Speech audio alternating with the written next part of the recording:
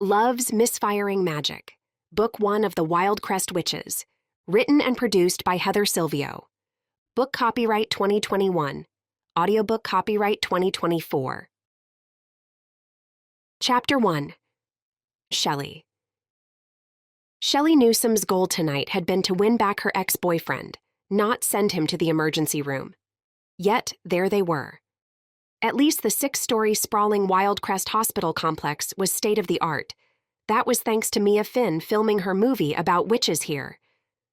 When it became one of the highest-grossing films of all time, map-sized Wildcrest experienced a boom in tourism. The fact that the town, located in the wilds of Nevada, actually provided a safe haven for supernatural beings met the definition of exquisite irony in Shelley's book. If only the doctor would stop looking like he was trying not to laugh. He avoided making eye contact, no doubt because that would push him over the comical edge. Shelley sighed. Of course, Dr. Benjamin Wright was her best friend, so she supposed it was only natural. I don't know what happened, Shelley said, pacing a circle on the bland linoleum between 2 rows of plastic chairs, trying not to let the beige walls close in.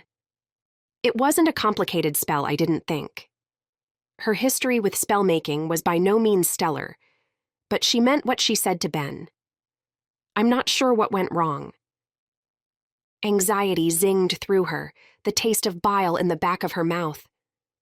You're sure he's going to be all right? The way that he grabbed his throat, struggled to breathe. She suddenly had a hard time catching her breath. Breathe, Shelley, he said.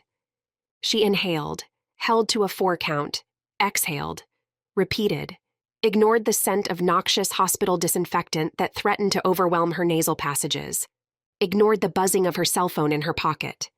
She knew it was her mother calling. Again. Thanks. I've never seen someone turn that shade of purple. The blood drained from her face. I could have killed him, she said. You didn't. Ben leaned in and lowered his voice. I knew he'd be okay when they brought him in. You never had anything to worry about, he assured her. Thank the goddess. She breathed a sigh of relief. All witches' magic had specific inclinations that typically surfaced during puberty. Ben's ability was to sense the physical health of others, both good and bad, and intuitively know what they needed, whether traditional or magical intervention. So if he said Ethan was never in any real danger, Shelley believed him. If only she could get a grasp on her own magical aptitude. Ben's cell phone buzzed and he raised his eyebrows at her when he saw the caller. Of course, her mother was calling Ben. Shelley gave a small shake of her head. She'd call her mother back when everything felt more settled.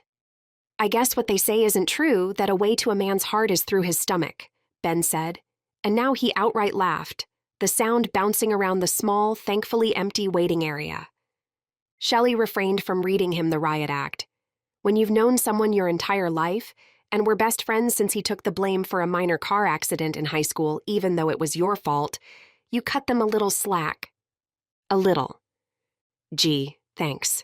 That's very supportive. She collapsed into one of the green plastic waiting room chairs, dropped her head into her hands. What if I'd seriously hurt him? She mumbled through her fingers. Look at me, Ben said. She didn't.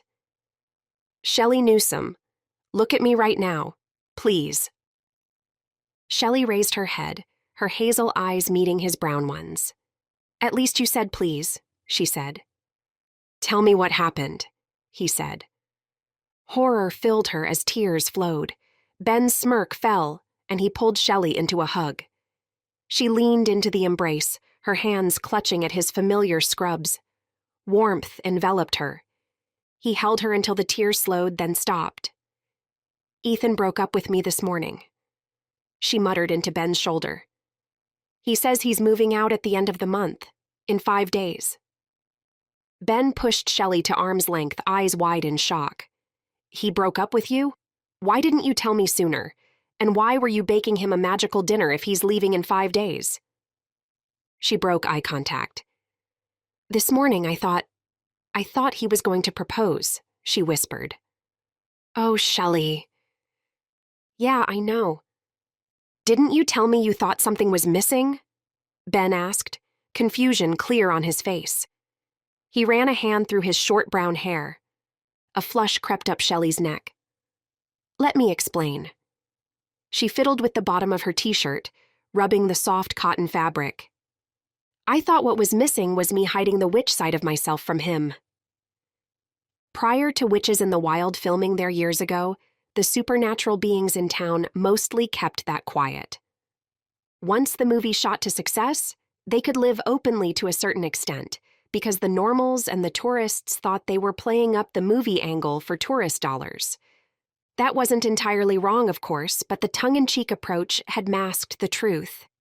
And then once the Las Vegas City Council officially recognized the existence of supernaturals last year, even more beings decided to live openly. Shelly had chosen not to share her witch nature with Ethan in part because she didn't identify as a witch. Why would she when she couldn't cast basic spells? I thought that when he proposed, Shelly continued, the promise of taking our relationship to the next level would give me the prompt to tell him the truth. Why did you think he was going to propose? He asked. She tilted her head back, long black hair hitting the seat bottom. He said he had something important to talk to me about. She shrugged. After 5 years together, what else could it be? He broke up with you instead. Yep. Now I'm even more confused. If he broke up with you this morning, why would you be making him... He stopped with a shake of his head. He knew her too well. You were trying to win him back. He grimaced when she nodded. But why? He's the one. Even though there's no spark? Yes. Shelly picked at her cuticles. It's a slow-build relationship. Ben snorted. All right, I get it. 5 years is a long time to build, she admitted. What happened at dinner? I assume you weren't trying a love spell, he said. Of course not. All witches knew that love spells were verboten. Free will didn't allow for that. But that didn't mean they couldn't nudge other directions. Her brow furrowed. I was making vegetable lasagna, his favorite meal. I wanted to make sure that the positive feelings were as strong as possible, so I added saffron to ensure a good mood, plus included a magical enhancement to boost it. Ben's eyes twinkled. That explains his symptoms. I'm so glad, she said with an eye roll. No need to be sarcastic. Sorry, I know you're trying to help. He thought for a moment. Interesting that Ben had the exact opposite response. Sadness, irritability, asthma attack. Now Shelly gave him the side-eye. Uh-huh, I get it. I just find it interesting that your magical enhancement worked in the opposite direction, he repeated with a shrug. Why can't I be a better witch? Shelly groused. Ben half smiled. I don't know. Maybe the goddess was trying to tell you something. That I shouldn't cast spells, she said, defeated. Ben closed the space between them and opened his mouth to speak, but another voice overrode his. Shelly, honey, is everything okay?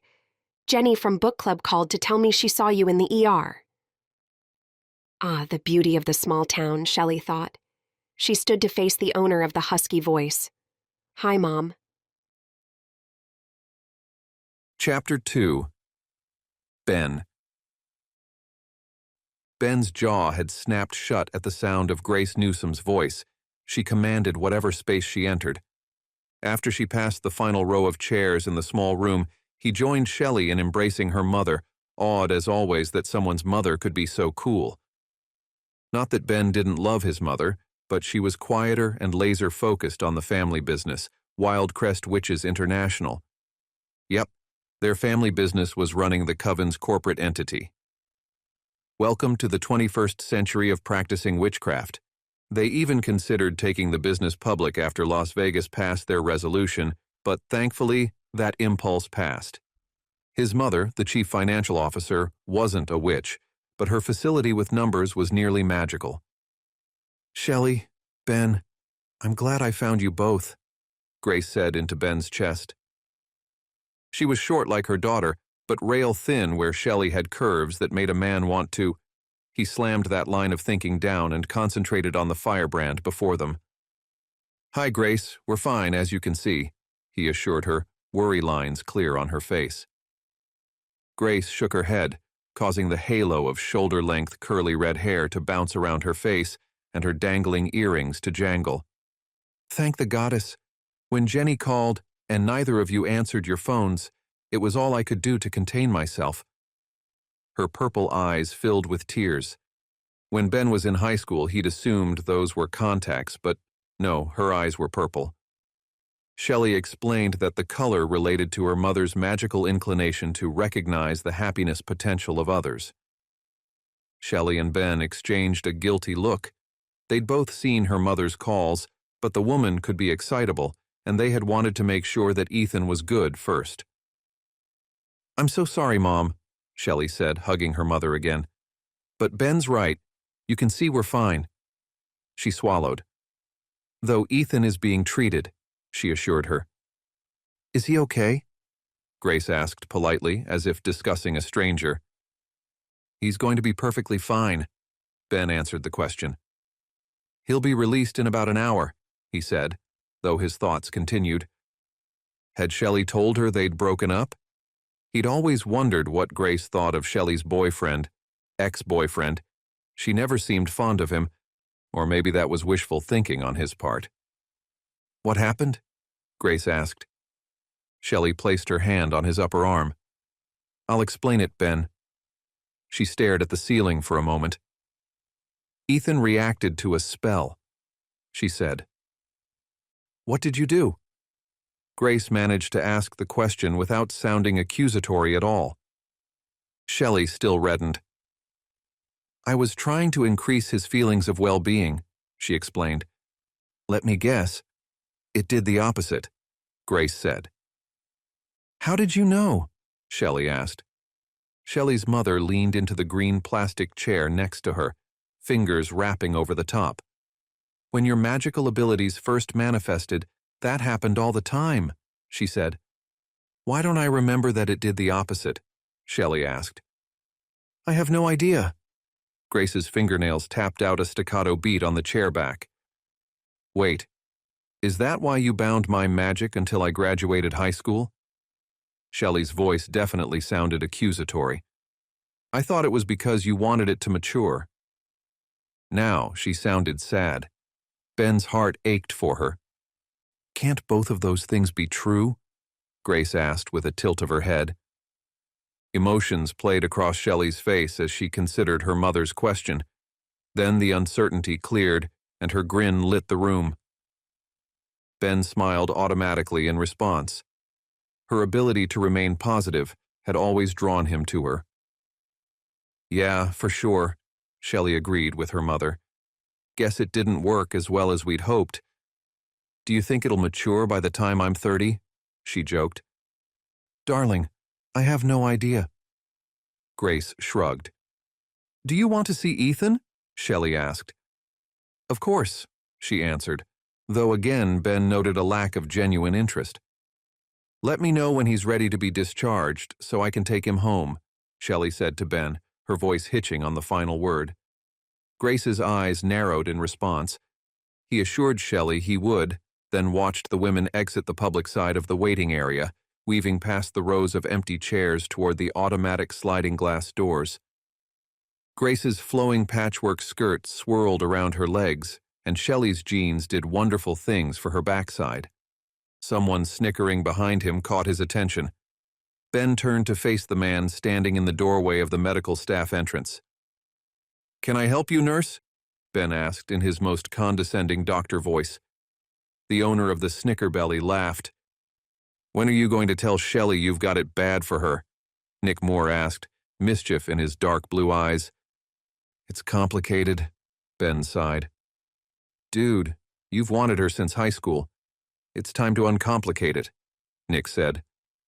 "Yeah, and I've been in the friend zone since high school," he reminded Nick. "That's entirely your fault. You had many opportunities," his friend reminded him back. "Not hardly. She dated what's-his-name, Will, all through high school, then moved away from Wildcrest to go to college," Ben said. As though Nick, his best male friend, didn't remember all of that. The supernatural support found in their tiny corner of Nevada meant that few left. Those who did invariably returned. Ancient history, my man, Nick disagreed. And then she met Ethan's senior year of college. I still can't believe he agreed to move here with her when they graduated. You'd think our small town was too small for the city slicker, Ben said. Come on, Ben. Ethan's not a bad guy. You know that, Nick said. Ben cringed. Nick was right, just because Ethan had what Ben wanted, and threw it away. This stays between us, Ben said in a lower voice, but Shelly told me Ethan broke up with her this morning. Now's your chance, Nick exclaimed. I started to, but then Grace arrived, Ben told him. Fine. When you get Shelly alone again, now's your chance. He enunciated the repeated phrase. Ben hesitated. What? Nick asked in exasperation. You know what? What if I say something and lose the friendship? Ben asked. The thought of not having Shelly in his life. What if you say something and she jumps into your arms? Nick countered. Ben lifted an eyebrow at the image of Shelly jumping into his arms. I'm too tall for that, he said with a chuckle. Joke all you want, Nick said, then glanced back into the room behind him. Another nurse beckoned to him from near a blue privacy curtain inside one of the half-dozen glassed-off rooms. Nick clasped a hand on Ben's shoulder. Don't blow this. Chapter 3. Shelly. What's going on, Shelly? Her mother asked when they stepped away from Ben. She stood with her hands on her hips, almost like a petulant child. Shelly smiled. What makes you think something is going on? She asked. They had stopped outside the sliding door for Ethan's triage room. Shelly reached to open it, and Grace placed her hand on her daughter's. Shelly, honey, you almost never use your magic, yet you did tonight. What's going on? At the repeated question, Shelly pulled her arm back from the door and hung her head. Ethan broke up with me. The dam broke. Shelly explained everything that had happened. When she finished, Grace pulled her into a tight hug. Oh, darling, I'm sorry. She led her a few steps away from the door to a set of green plastic waiting chairs up against the wall. Shelly idly wondered why every section of the emergency department looked the same to her. Thanks, Mom. She perched on the edge of a chair, her leg bouncing. How are you feeling now? Her mother asked. I'm okay, she thought, then silently asked, How are you supposed to feel when you accidentally nearly kill your recent ex? Shelly's fingers began tapping out a beat on her bouncing leg. Relax, darling. Ben said Ethan will be okay. No harm, no foul, her mother said. This time, Shelly responded darkly. What about next time? She asked. Maybe don't try your magic like this, her mother suggested. Shelly said. That's not an insult to your magic, Grace assured her. I know, Mom, it's not my area of strength. I think that's how you've put it with your clients? She asked. Shelly's mother was a life coach for supernaturals, and apparently quite good at it.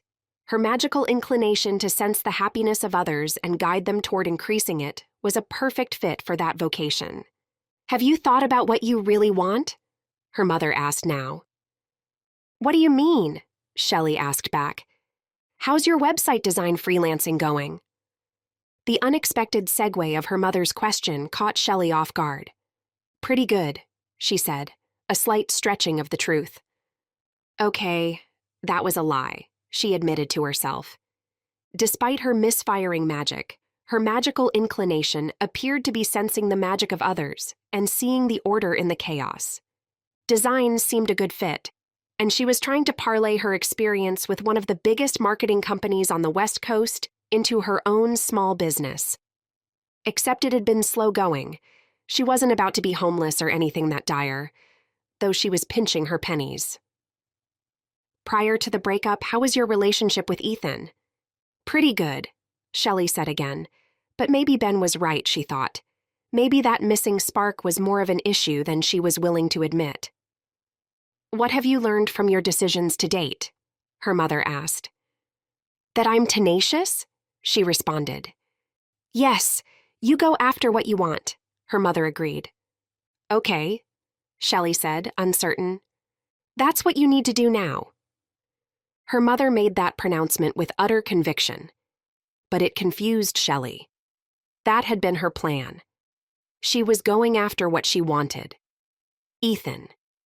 And it flamed out, spectacularly, because she sucked as a witch.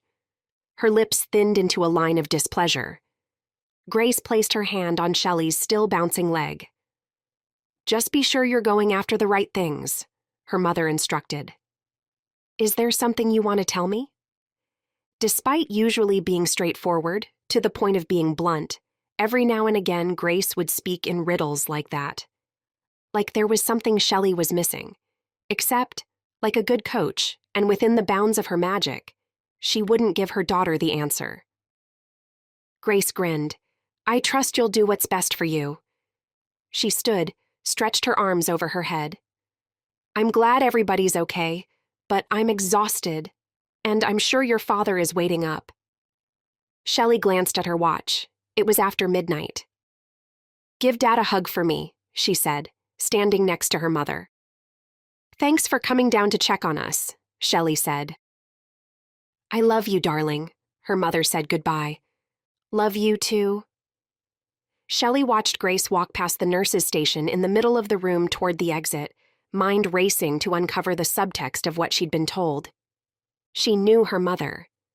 There was definitely subtext. With a sigh, she entered Ethan's room, closing the door behind her. Her breath caught in her throat at the sight of Ethan Platt, her boyfriend.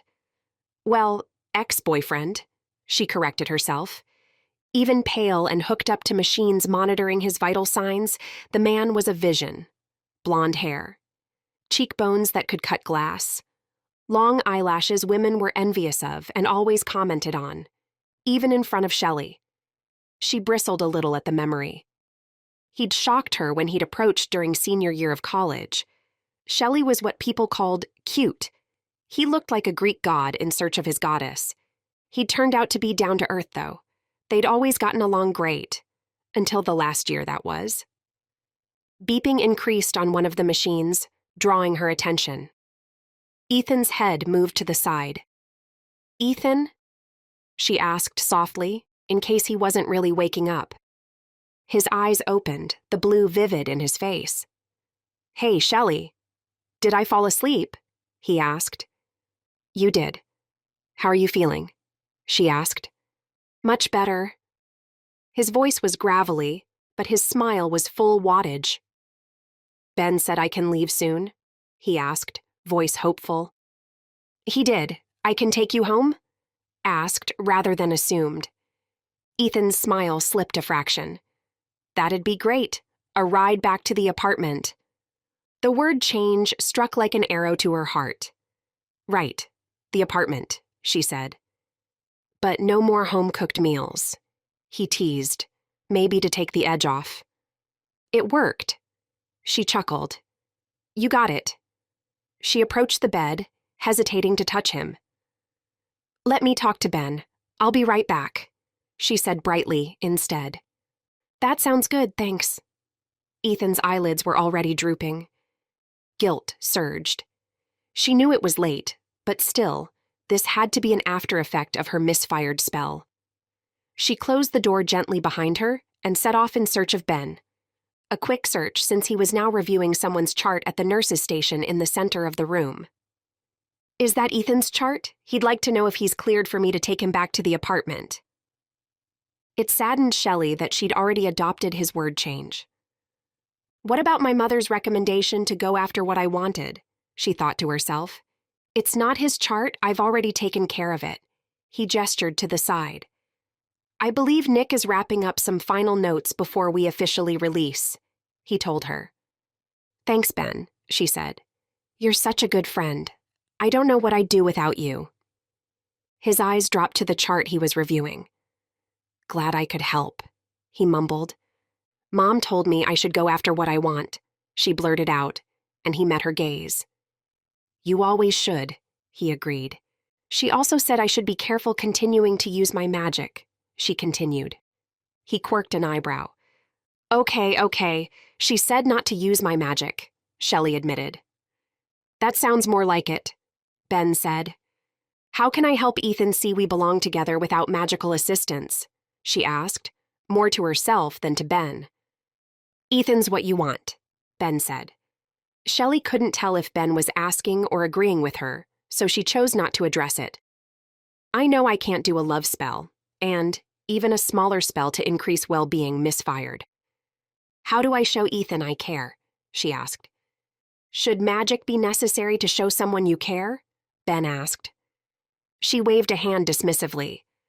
When time is of the essence, you use what's available to you. I have only 5 days. 4, really. Ben's expression remained neutral. Is there something you want to tell me? Mom was speaking in riddles too. He must have heard the frustration in Shelly's voice. I just want you to be happy, he said. Ethan makes me happy. She thought Ben sighed. What's your plan? He asked. I'm not sure. She frowned, glanced around the room. Glass-fronted triage rooms filled most of the 4 walls, with space for a public door and a medical staff door, plus a handful of the hard plastic chairs. Blue privacy curtains inside each triage room concealed the wheeled hospital beds and monitoring equipment. The antiseptic smell that defined the hospital filled her nose. The sound of beeping, crying, and muffled conversation reached her ears. She focused on all those things while Ben finished reviewing the charts, waiting for her to figure out her next steps. She snapped her fingers. I've got it. It's brilliant. You can help me, she exclaimed. Ben's eyes narrowed. How can I help you? He asked. You're a much better witch than I am. You can help me craft spells to show Ethan how much I care. After all, what are friends for? Relief flooded her now that she had a solution. Ben cringed, his lips thinning for a moment, before he offered a half smile. She didn't understand why he appeared less than enthused.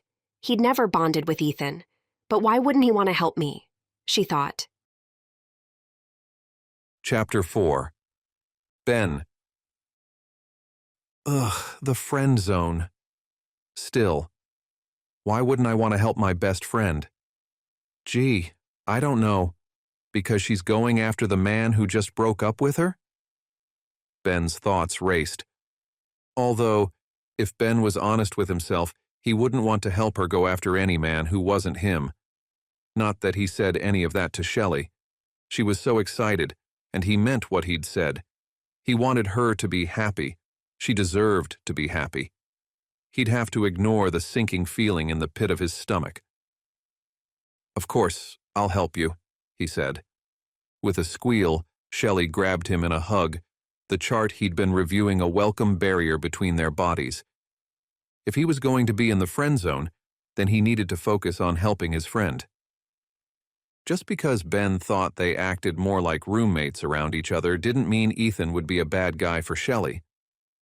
Thank you, you won't regret it, she said. Her excitement infectious, he laughed. I'm sure I won't, but you might. Ben wanted to eat the words when her smile slipped. What does that mean? She asked. His thoughts raced again. Should he take Nick's advice to tell her how he felt? What if she dumped him as a friend and continued to try to win Ethan back? Then he'd lose everything. Ben, what does that mean? She asked again. I'm only teasing. You know the old saying, be careful what you wish for. He shook his head. You just might get it, they completed in unison. It had been a joke since they were kids, waiting and waiting for their magic to manifest, only for Shelly to learn hers wasn't so controllable. She'd been inconsolable after several near misses where people had almost gotten hurt, including a ridiculous car accident when they were 16. She'd thought it would be hilarious to cast a spell to take control of Ben's car and then set up a game of chicken to freak him out. Except what had happened was she'd lost control of her own car. Nothing responded to her, not the steering, the brakes, nothing. And they'd had a front-end collision. Luckily, they were only in a parking lot, so the slow speeds meant neither were hurt. But the thought that her misfiring magic could have had serious consequences shook her hard. She didn't try using her magic again for almost 6 months, finally tempted when she saw a cat stuck in a drain and didn't want to wait for help to arrive. Of course, by then her parents were prepared to bind it when it misfired again. She and the cat were fine, but that was it for magic. I'm not saying everything's perfect. Her frown lines smoothed out and she grinned. Nothing's perfect, he replied. Exactly. She nodded. But Ethan and I, we had something, have something, whatever. You know what I mean, she said. I do. Ben wanted her to look at him the way she looked at Ethan, but he also understood that she wanted to make it work. Start in the morning? She checked her watch. Later in the morning, I mean. Text me when it's a good time? She asked. Don't you have client stuff scheduled for tomorrow? He asked in response. Nothing I can't work around, she responded vaguely. I'll need to grab some sleep once my shift is done, so let's say lunchtime-ish? I'll text you, he said. Plus, he reminded himself, he needed to return an unexpected voicemail from Las Vegas. Chief resident at a major metropolitan hospital in Sin City. He hadn't been looking to leave town. In fact, he'd hoped to get the position there at Wildcrest Hospital, but they'd been awfully quiet about which resident would get the nod. And if it wasn't going to work out with Shelly, no, he wasn't giving up yet. Lunchtime-ish sounds good, Shelly said. Nick will be in Ethan's room soon with the discharge paperwork. You guys should be on your way in no time, Ben explained in his professional doctor voice. Thanks, Dr. Ben, for everything. She gave him another hug. He didn't want to let her go, but released her when she stepped back. I'm looking forward to tomorrow, she said. Me too, he agreed. She walked the few steps across the linoleum, slid open the sliding glass door to Ethan's room, and finger-waved to Ben before disappearing on the other side of Ethan's blue privacy curtain. Ben's plan differed from hers. He would help her, like the best friend he was. But, while she hopefully began to see him in a different light, he'd also hope her plan failed completely.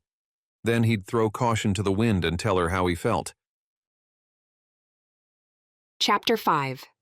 Shelly. Sleep eluded her the rest of that night. Thus Ben caught her mid-yawn when he opened the door to his house before she could knock.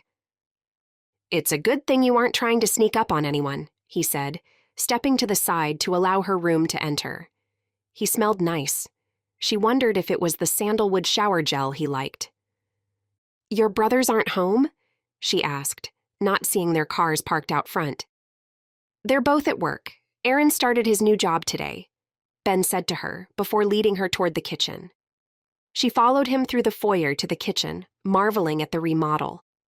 When the brothers bought this house, its cracked tile flooring, outdated kitchen, and stained gray walls needed serious TLC. In the past 6 months, they'd worked tirelessly on it.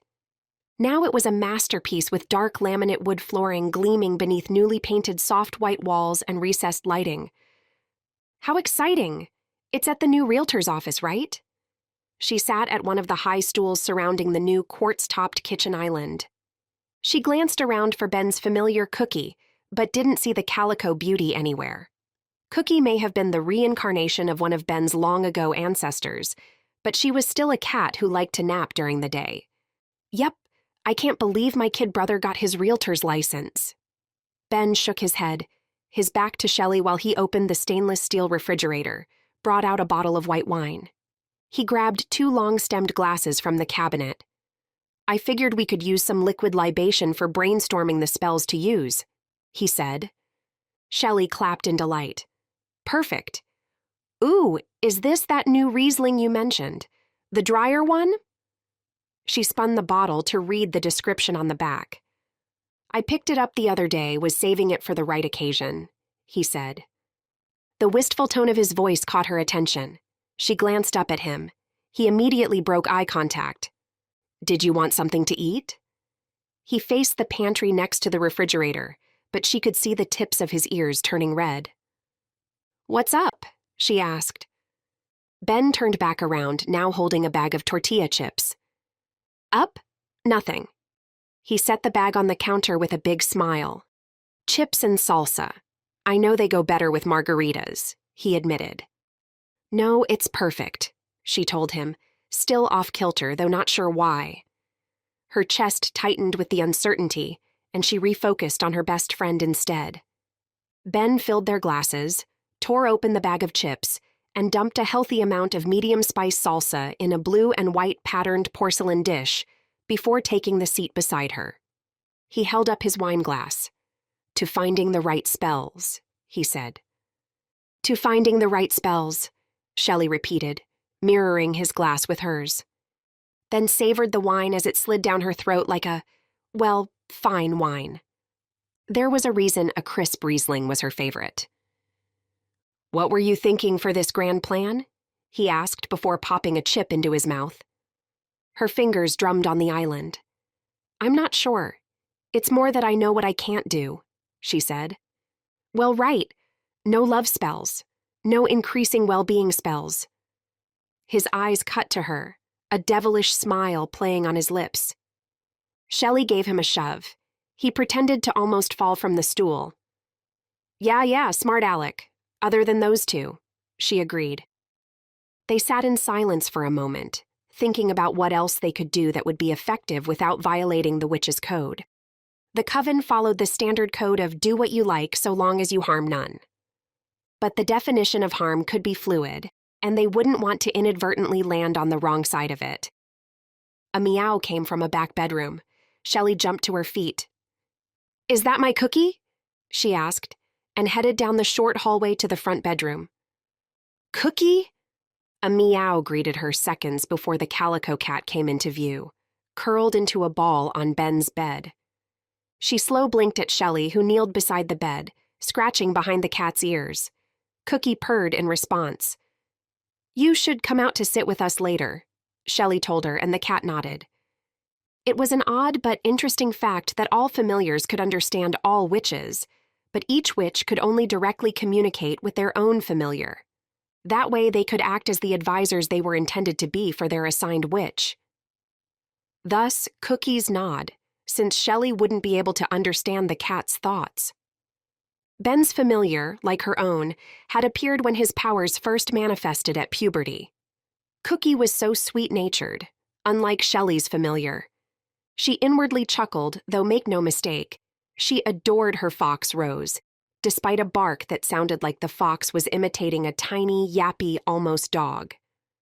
Plus, Shelly was the only witch she knew with a fox for a familiar. "Are you going to stay in there loving on Cookie all day, or are we getting to work?" Ben asked from the kitchen. I'm coming," she said, giving Cookie a final kiss before rejoining Ben, who was still eating chips as though she had never left. "Any ideas?" he asked. Shelly slowly submerged her chip in salsa. She then removed the chip so fast that she spilled some on the countertop. Her eyes gleamed. "Yes, actually. What's the main issue between me and Ethan?" she asked and popped the chip in her mouth. "Is this a trick question?" Ben answered with a raised eyebrow. "No," she replied, indignant. "Then I'm not sure," he said.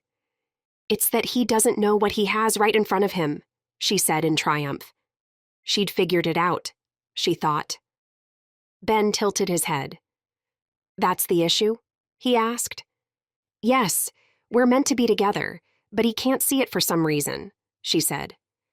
"It's tough when somebody can't see what's right in front of them," Ben agreed, downing the remainder of his glass of wine in one swallow. "Exactly," she agreed. "We're looking for a spell to help him see what's in front of him," Shelly continued, talking through her thought process. Ben poured another glass of wine. Shelly stood from the stool and paced in front of the counter. "We need a spell to open his eyes." She stopped. "Help to see what has been unseen," she said, trying to use the formal spellcasting language she was so bad at. Ben laughed. "Ah, I get it now." He thought a moment. "I can do that. A combination of spells for awareness, focus, and increased intuition ought to do the trick." Shouldn't be too hard, to be honest, he finished. Too hard for me, though, right? She teased him. Yeah, he agreed. Shelly rolled her eyes. What ingredients do you need? She asked. Ben frowned. We should make a list. I'm pretty sure I don't have everything we need on hand. We'll have to go shopping. She grabbed a small pad of paper and pen from a drawer next to the pantry, then held the pen aloft, at the ready. Okay, go, she instructed. Frankincense and jasmine for increased intuition, he began. She scribbled these as Ben considered what else they needed. Crystals for focus, probably citrine and carnelian are best. Shelly nodded, though she couldn't even remember what a carnelian crystal looked like. Rosemary for focus as well, and marjoram and poppy seed for awareness. Ben's tongue protruded slightly, something he'd done his whole life when he was concentrating. She hid her smile. And I think we'll be okay with just a white candle, he said, nodding as though completing some internal debate with himself. That's it, he finished. Okay, Shelly agreed and handed him the list. What do we need to buy? She asked. Ben's eyes bounced between the list and various points in the kitchen, no doubt visualizing where specific ingredients resided. The crystals, frankincense, and jasmine, he concluded. Time for a visit to the apothecary, she sang out. Ben matched Shelly's smile. He loved her grandparents almost as much as she did, and they'd been the proud owners of the Wildcrest Wizardry Apothecary for decades. Time for a field trip, he agreed. Chapter 6. Ben. Spring in the desert varied little. Today the sun shone in the cloudless afternoon sky, though the temperature was mid-60s, and it completely matched Ben's positive mood. Spending time with Shelly always brightened his day. He was glad they were able to get together more days than not, even with his busy hospital schedule. By turning his head, he could see the top of hers as she walked beside him along the path to the apothecary. He resisted the urge to wrap his arm around her shoulder when she shivered. Are you cold? Do you want my jacket? He asked. Her head tilted up to meet his gaze, and she smiled crookedly. And have it reach my knees? She looked ahead again. It's not that far of a walk, she assured him. If you're sure, he said. I am. She pointed toward the rocks off the side of the concrete sidewalk. Did you see him? She asked. Ben peered, but must have been too late. See whom? He responded. She hurried a few steps ahead and looked down at the rocks, hands on her hips as she bent over a bit. Oh, he must have gone back underground, she said. Chipmunk? He asked. I think so. They're so cute. I love that they live along this path, Shelly said. Her infectious enthusiasm got to him. He couldn't count how many times they'd walked the half-mile to the apothecary on the sidewalk that ran alongside the wash, or Dry Creek for storm drainage, between his street and Wildcrest's small downtown. Yet he knew that Shelly delighted in the desert wildlife, and occasional house cat, that they'd see. Thank you, she said. For what? Ben asked, still searching for the chipmunk that undoubtedly had gone underground as she surmised. For helping me get Ethan back. I know you've never really liked him, she said. His neck flushed at her words. He thought he did a better job at hiding his feelings. He certainly hid other feelings well. Her fingers touched Ben's arm. I'm not trying to make you uncomfortable. You know how much it means to me. You're a good friend, she said. Goosebumps rose along his arm where her fingers grazed. Best friends, he responded, squelching the desire to pull her into his arms. Being relegated to the friend zone hurt, but the thought of losing her hurt more. Shelly squeezed his hand, leaving it cold when she released. Was it his imagination that she held on longer than was necessary? Their eyes met for a long moment, and then her steps quickened away from him. His phone rang before he could hasten to catch her. She stopped when she heard him answer the phone. Hey, Dr. Casey. Do you have a minute? Dr. Casey Hayes asked. Of course, he answered eagerly. When the chief of staff of the hospital called, one made time, especially when one wanted to be promoted, Ben thought to himself. I apologize for the delay in getting back to you, but I wanted to be the one to tell you. She exhaled audibly. You should let Las Vegas know you're considering their offer, she told him. I'm not getting the chief resident position. He said it matter-of-factly to his boss, but frustration surged. He'd been certain this was his path, to stay with his family and friends. Shelly's mouth twisted, matching Ben's.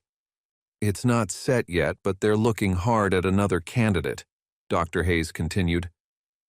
Jason? Ben asked. I'm not at liberty to say, but he would be a competitive candidate, she answered. Ben could read between those bright lines. Dr. Jason Lawson, his fellow resident and pseudo-rival, was the front runner for the position he wanted. I appreciate the call, Ben said. He swallowed that sharp pang of disappointment and disconnected. That was Dr. Hayes? Shelly asked. Yep. Is she really giving the position to Jason? She continued. Well, it's not her position to give, he reminded Shelly. But, yeah, she told me to consider Vegas. Shelly's eyes widened. You're seriously considering leaving? He shrugged. If I had a reason to stay. He trailed off. Oh, I don't know. Your parents, your brothers, your friends. She rolled her eyes. They resumed walking along the concrete path, the desert alive around them. Ben focused on the shrubs, birds, and lizards, tried to ignore that she didn't specifically list herself, but used the generic friends label. We'll see, he finally told her. As they exited the wash a few minutes later, the backside of the businesses on Main Street appeared before them. Yes, their main drag was not so creatively named Main Street. Of course, that was decades ago, so you couldn't really fault the founders. Ben and Shelly came up behind the apothecary and walked between it and the grocery next door. Reaching the street, they turned to face the two-story beige stucco building. Actually, Shelly had informed him once that it was really taupe, not beige. Sounded good to him. All he knew was that it was stucco. In the desert, stucco abounded. Wildcrest wizardry catered mainly to tourists who wanted quote-unquote spells. But those in the know could get real spell-casting ingredients. And a great latte. Or so said Shelly, who admitted she was addicted to them. The apothecary store was large and bright, with a sweet, gentle lavender scent, and very well organized by types of ingredients and spell intentions. It was mid-afternoon in March, so Ben didn't expect too many tourists. But there would be some, based on the tour bus parked out front. There were always a few people, hoping to get an inside scoop about the witches of Wildcrest. Shelly reached the door before him and pulled it open, stepping aside so he could enter. Proof that chivalry isn't dead, he quipped as he stepped past her. Her laughter followed him in. Hey guys! A bubbly voice greeted them before the door could even whoosh closed. Hey Rebecca, Shelly responded, wrapping the tall blonde store manager in a quick hug. Are my grandparents here? The store manager responded, They're at the post office checking on a delayed delivery. You'll probably miss them. Even though the post office was only across the street, it was a small-town post office, with only Miss Jerry working. And, like every small-town cliché, she loved to chat with her customers. That's okay. I'll be back this afternoon, Shelly said. Before he could ask Shelly why she was returning later, she'd hurried down the candle and crystal aisle. With a slight wave at Rebecca, who'd returned to the cash register, Ben followed Shelly. What do you think of this one? Shelly asked. The sparkle in her eyes told him she was teasing, but he ignored that and took the dragon candle from her with mock solemnity. Yes, this is perfect, he intoned. Shelly giggled. I think we're good in the candle department. He replaced the candle on the shelf. She pointed to several rows of shining crystals. Do you see the citrine and carnelian crystals? She asked. He watched her eyes scan the various crystals on display. Her mouth turned down at the sides for a moment as she searched. Ben wondered if she was thinking about how she struggled with crystal-based spells too. Here's a citrine, she said, handing him the yellow quartz before returning to consider the sparkling crystals. He reached forward with his other hand, but she beat him to the stone he had just spotted. That's what a carnelian crystal looks like, she exclaimed. She gently lifted the palm-sized red-orange stone off the shelf, then turned the stone around. That's a beautiful choice, he said, his gaze on Shelly instead of the glassy, translucent crystal. It feels warm. She sounded surprised. Her comment surprised him too, though really it shouldn't have. Just because you have challenges controlling your abilities doesn't mean you don't have any, Ben reminded her. Shelly's look of gratitude elicited a flash of sadness for his best friend. Being a witch defined them. To be without that connection to their identity, he couldn't imagine.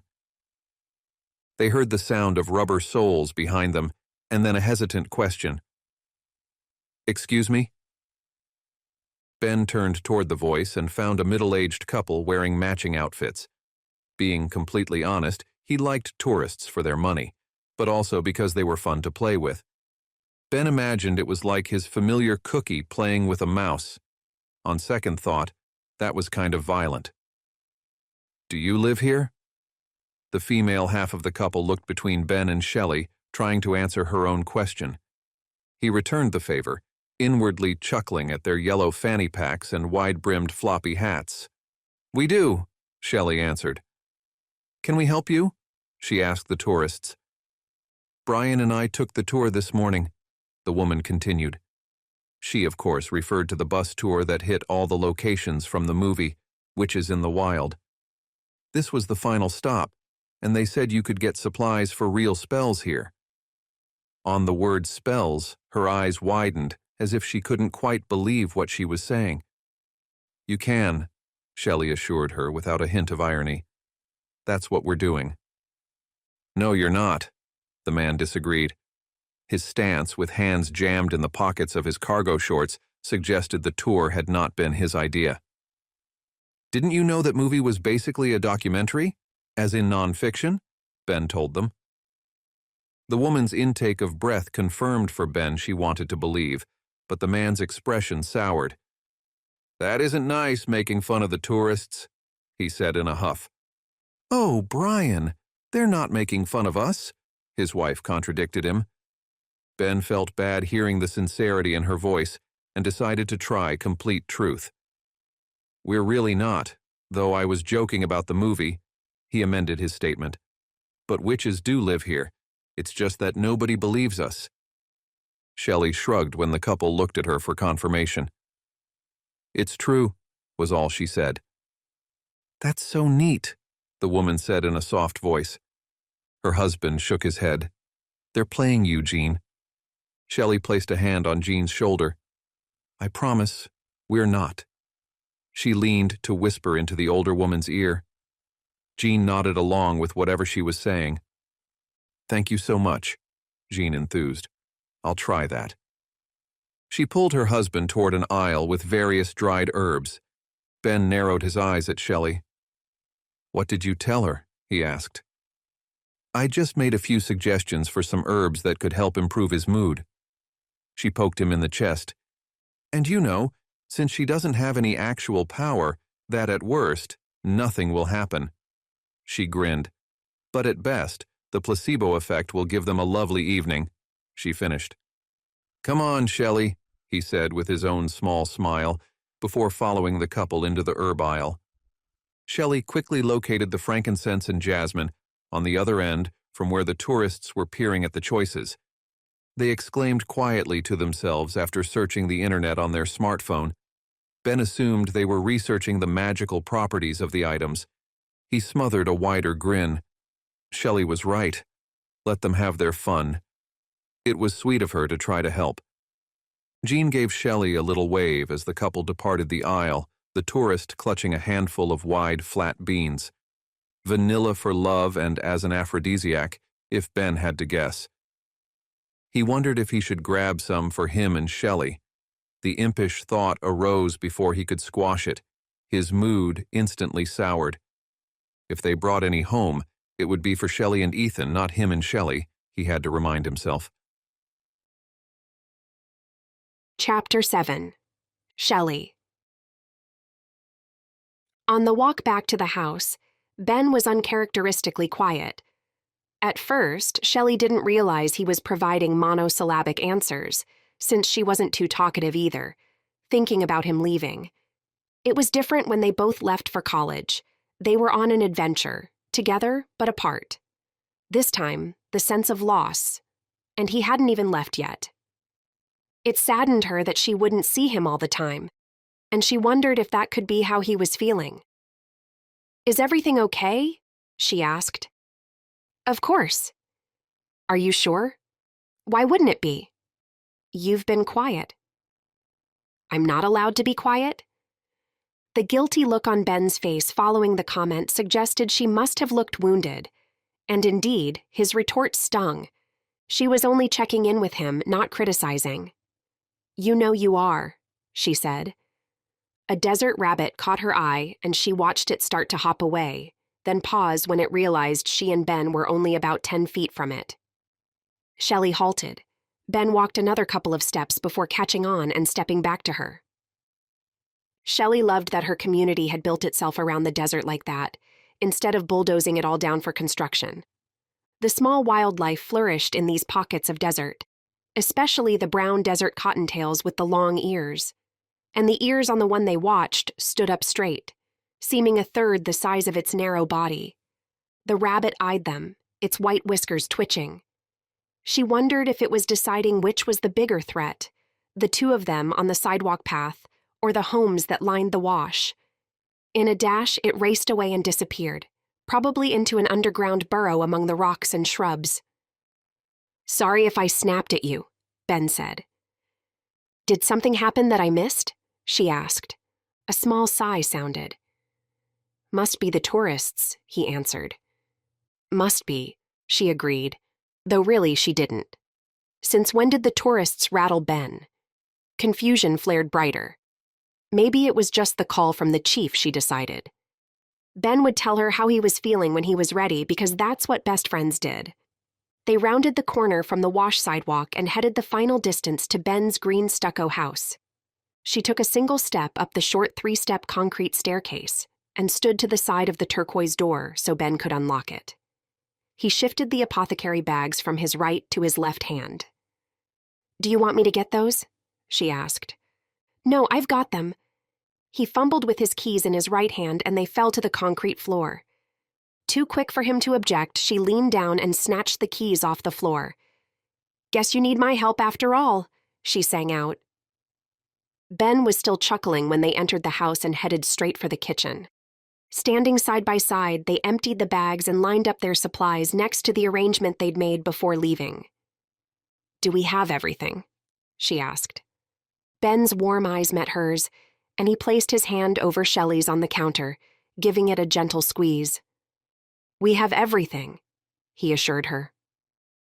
Whatever weirdness had happened on the apothecary trip seemed to have dissipated. "What do we do, O wise one?" she asked.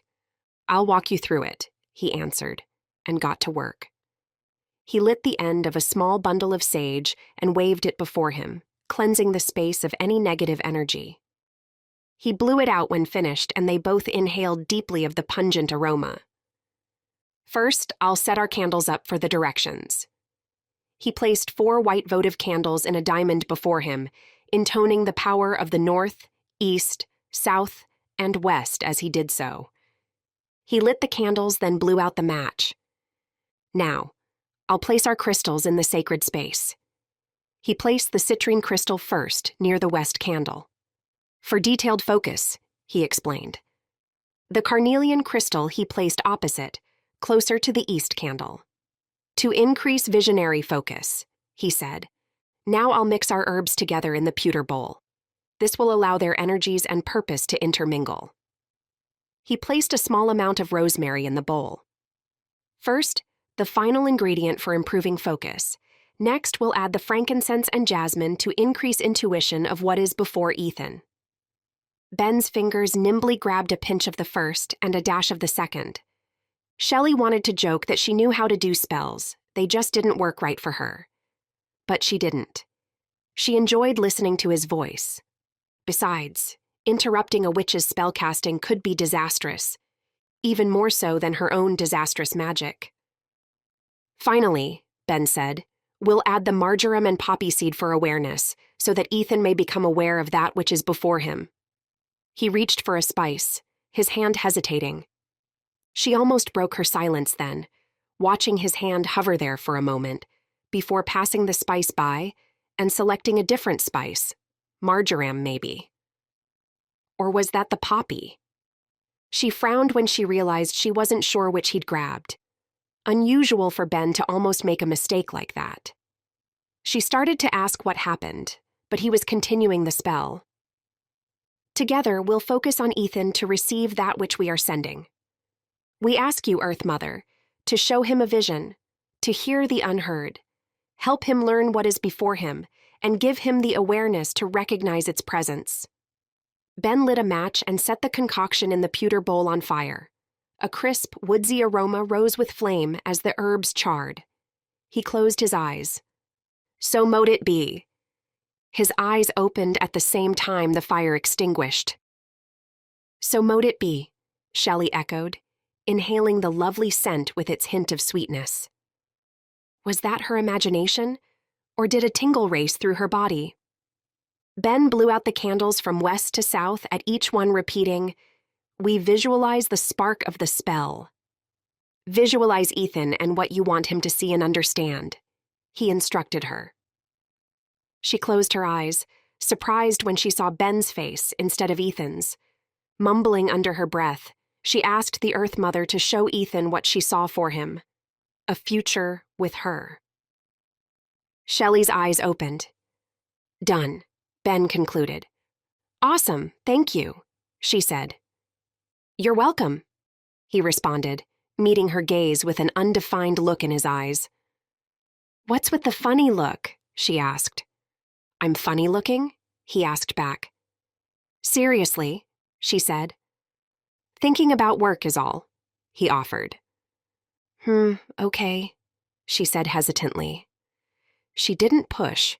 He'd tell her about it when he was ready, though she wondered briefly if that was related to what happened after the apothecary visit, too. She checked her watch and gasped. Is that the time? Ugh, I'm going to be late meeting Laura, she said. Laura Harkin? I thought she didn't like you, Ben asked. She doesn't. I guess I'm that good, Shelly said with a big fake grin. Laura wants me to redesign the Coven's website, she explained. And you don't want to do it? He asked. I'm reluctant to do it, she admitted, and nibbled on her lower lip. Ben chuckled. She doesn't like me, Shelly repeated his words. Why would I want to work with someone who doesn't like me? She asked. Why did you accept the job? He asked her. She's the head of IT for the Coven's business, and I like the Coven? Shelly answered a question with another question. I'm sure that was part of it, he agreed. I need the work, she admitted. Is there a reason you can't do the job? He asked. Nope. She knew where he was going, since this was the same process he used to help his medical students move through challenges. Then commit to doing the work, he said with a grin. Yes, sir. She gave a mock salute. Have fun. Check in with you later, he told her. Shelly hugged Ben goodbye, his muscles hard underneath the medical school t-shirt. He must be working out more. She practically skipped to the car, excited to get through her meeting with Laura so she could be home when the spell opened Ethan's eyes, and he saw what was right in front of him. Chapter 8. Ben. Ben watched Shelly slide into the driver's seat of her bright orange VW Bug. She'd bought that neon monstrosity 5 years ago because it had been on sale and looked lonely on the car dealership lot. A smile crossed Ben's face at the memory, and he closed his front door. Walking to the kitchen, his body betrayed him, teasing him with the lingering feel of Shelly against him in that final hug before she left. What was I doing? He asked himself. Ben knew exactly what he was doing. A guilty flush crept up the back of his neck. His hand grabbed the spices off the countertop. Shelly had almost questioned him during the spellcasting. He could see it in her eyes when he'd hesitated in selecting the next ingredient in the spell. She knew he didn't make mistakes like that. But it hadn't been an almost mistake. "What are you doing, little brother?" The deep baritone startled Ben. "Noah, what are you doing here?" he asked in response. Noah Wright, Ben's big brother, was basically an older version of him. Their father's genes were clearly dominant. Noah offered a wide smile. "Left a document in my bedroom that I need for a meeting later." He gestured toward the front door. "Was that Shelly I saw leaving?" he asked. "You know it was," Ben answered. "I'd recognize that car anywhere," Noah said before opening the refrigerator. "Since I'm here, figured I'd have a quick snack. What were you two up to?" he asked. "Now, why would you think we were up to anything?" Ben asked back. Noah's eyes scanned the spices still on the counter. "That sure looks like a spell was being cast," he commented. "You would not be wrong," Ben admitted. Noah laughed. "What did Shelly rope you into now? I heard about Ethan ending up in emergency." Ben replaced another ingredient in the cabinet. "Of course you did. Ethan broke up with Shelly last night." Ben hadn't meant to tell Noah, it just slipped out. "I assume you immediately told her how you feel," Noah said. Ben's jaw fell open and the brothers' eyes met. "Little brother, everyone in this family knows you've got it bad for Shelly. You always have." He said this with ease, knife sliding through the apple on the plate before him. "But I never—" Ben began. "You don't have to," Noah finished. Hopelessness surged as Ben considered the implications of his feelings being so obvious to everyone but Shelly. "If all of you can see it, why can't she?" Ben asked. "That would be too easy, right?" Noah answered. "Yeah, I suppose." Ben chuckled. "Am I to assume by your response that you didn't tell Shelly?" Ben broke eye contact, gathered the remaining spices to put away. "The timing wasn't right," he said. "Why not?" Noah asked. "Shelly has a plan," Ben answered. "I'm sure she does." A slight scrape sounded and Ben turned to see Noah sliding onto a stool, preparing to eat the sliced apple and peanut butter before him, a smile playing on his lips. "That's what we were doing. Casting a spell to get Ethan back," Ben explained. "I know you aren't reckless enough to cast a love spell," Noah said.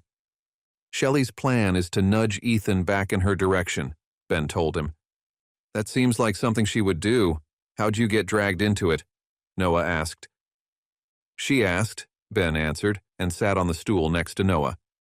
"You're helping her try to win back her ex?" He quirked an eyebrow. "I know Ethan's a nice enough guy, but they have zero chemistry. Please tell me you have another secret plan that doesn't involve just waiting for her to come to her senses," Noah said. That flush creeping up Ben's neck increased. "Okay, that was my original plan." Noah's laugh boomed around the kitchen. "But I thought of a different plan," Ben said. "Do tell," Noah encouraged. "I realized while casting this afternoon's spell, to help him see what's right in front of him, by the way," Ben told his brother. "That's ironic." Noah snorted. "Anyway," Ben continued, "I realized that my superior witch skills—" "If you do say so yourself," Noah quipped. "Could come in handy," Ben said, ignoring the interruption. "How so?" Noah asked. "I can cause her spells to backfire," Ben answered. "And send Ethan to emergency again? This doesn't seem like the wisest approach," Noah cautioned. No, not enough to hurt him." "Of course not." Ben glared half-heartedly at his brother. "You can't honestly believe I'd do that?" Noah held up his hand. I'm just teasing. Go on, Noah said. I could cause the spells to go just enough wrong to be unsuccessful. Instead of doing X, it'll do Y. Though maybe not that precise. Similar to what happened when Shelly's spell did the opposite, Ben continued, thinking aloud about how to make the plan work. Noah eyed Ben. What? Ben asked his brother. That's why you're red-faced, feeling guilty that you're lying to the woman you claim to have feelings for, Noah said. What? No! The look of trust on Shelly's face flashed in his mind. Yeah, Noah was right. Not that Ben would admit that to him. This is all for the greater good, he insisted. You don't have to defend yourself to me, little brother. I think it's hysterical, Noah said. So glad you're enjoying yourself, Ben retorted. Thanks. Noah's smile slipped a fraction. Just be careful, Noah urged. I am, Ben said with confidence, though felt shakier inside. If this goes sideways, I predict it will do so spectacularly, Noah offered. I told you, I won't do anything to harm Shelly. Or Ethan, Ben insisted. That isn't what I mean, Noah said. Yeah, I know, Ben admitted. Chapter 9. Shelly. Wildcrest Wizardry was both the apothecary and the best place in town to get coffee. Shelly loved the small coffee bar at the rear of the store.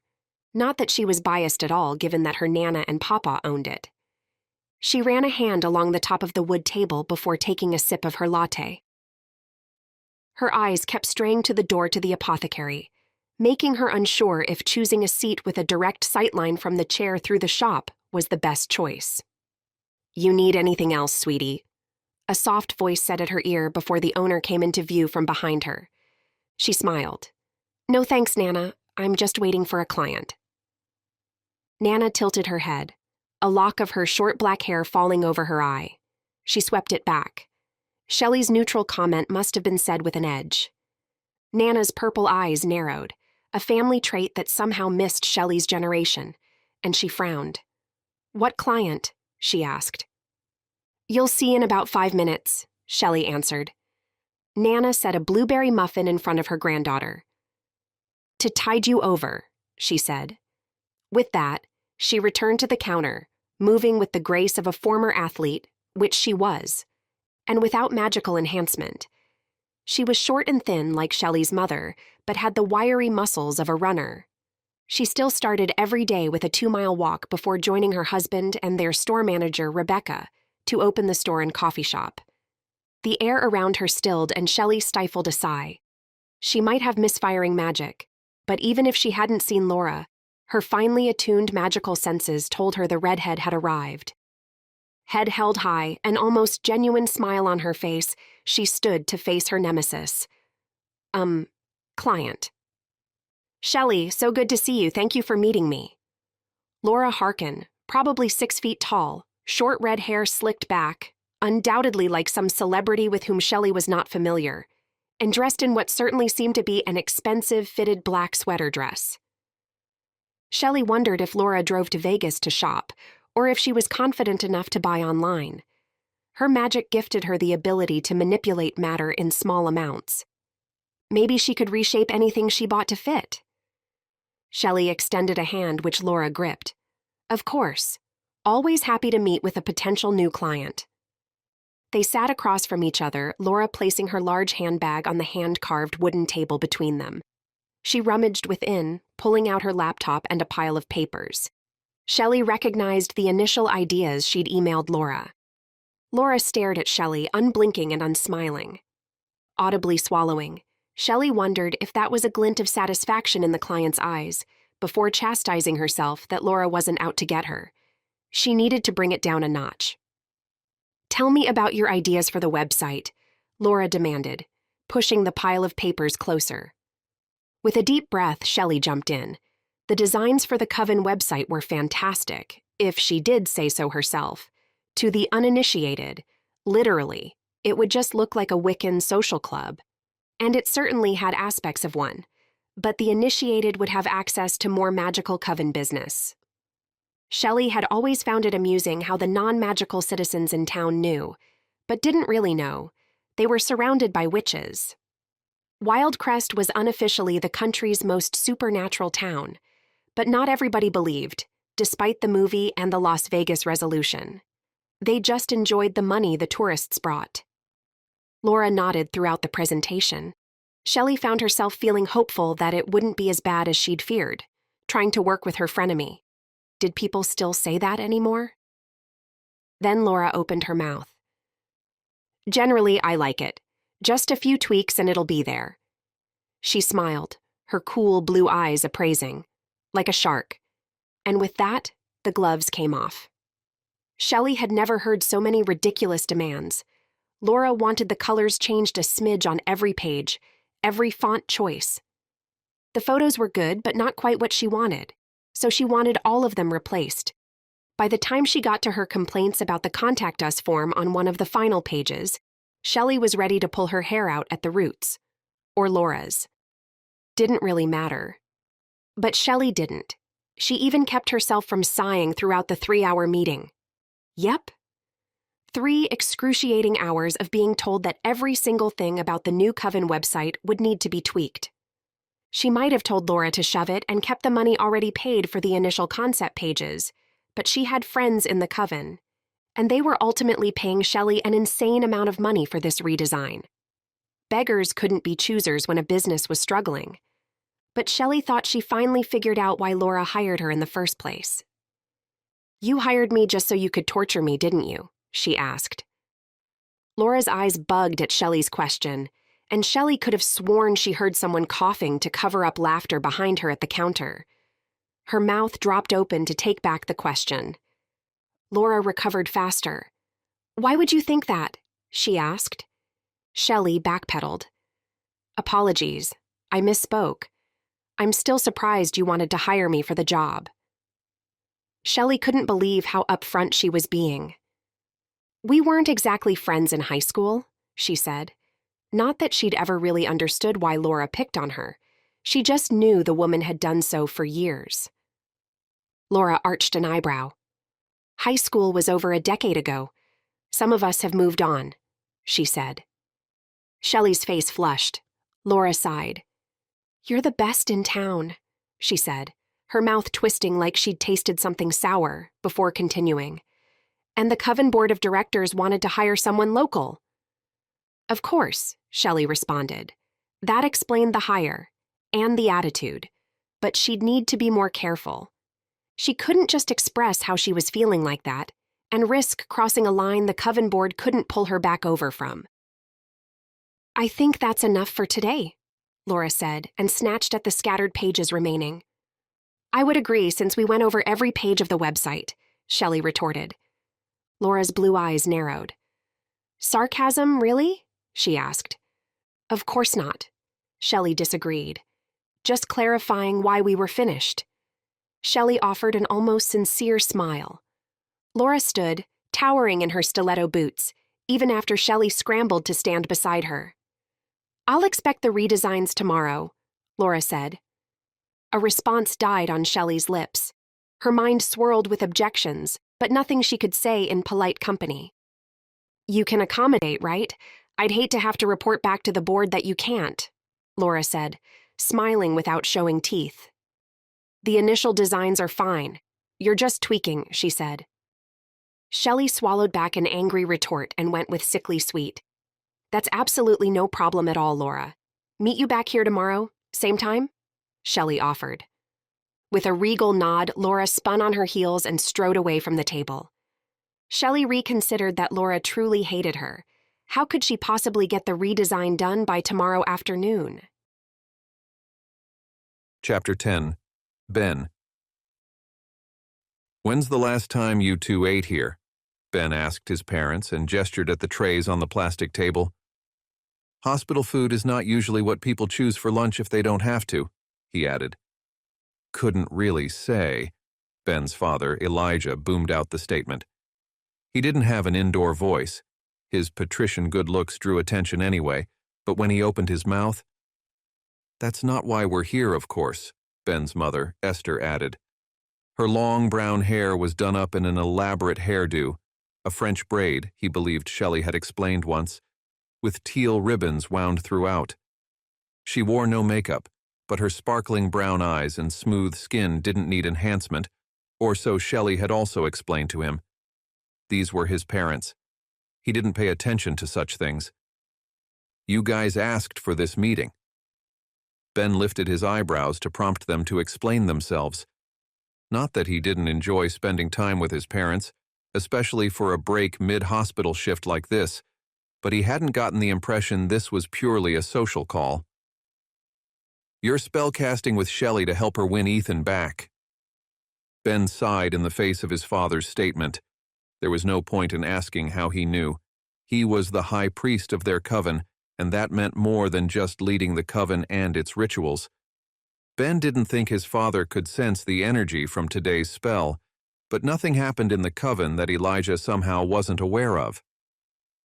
How do you know what the spell was for? Ben asked instead as the question occurred to him. His parents exchanged a glance. Noah, he answered himself. Noah, Elijah confirmed. He's just worried about you, Esther said, and patted Ben's hand. Don't worry, I'm not angry at him. I know he means well. Didn't mean Ben wouldn't give Noah a piece of his mind later. Ben's phone buzzed. A number with a Vegas area code. He let it go to voicemail. Something the matter? Elijah asked. No, I've been approached by a hospital in Las Vegas to be their chief resident, he answered his father slowly. You're going to leave again? Esther looked stricken. I told them I'm considering their offer, Ben acknowledged. I thought you got all that out of your system with college, Elijah said. Dad, it's not about getting stuff out of my system, Ben said. What about here? Esther asked. I've been unofficially told that's off the table, Ben answered his mother's question. Esther and Elijah appeared nonplussed by that news. Just wish me good luck. I haven't made a decision yet, Ben said. Good luck, they dutifully replied in unison.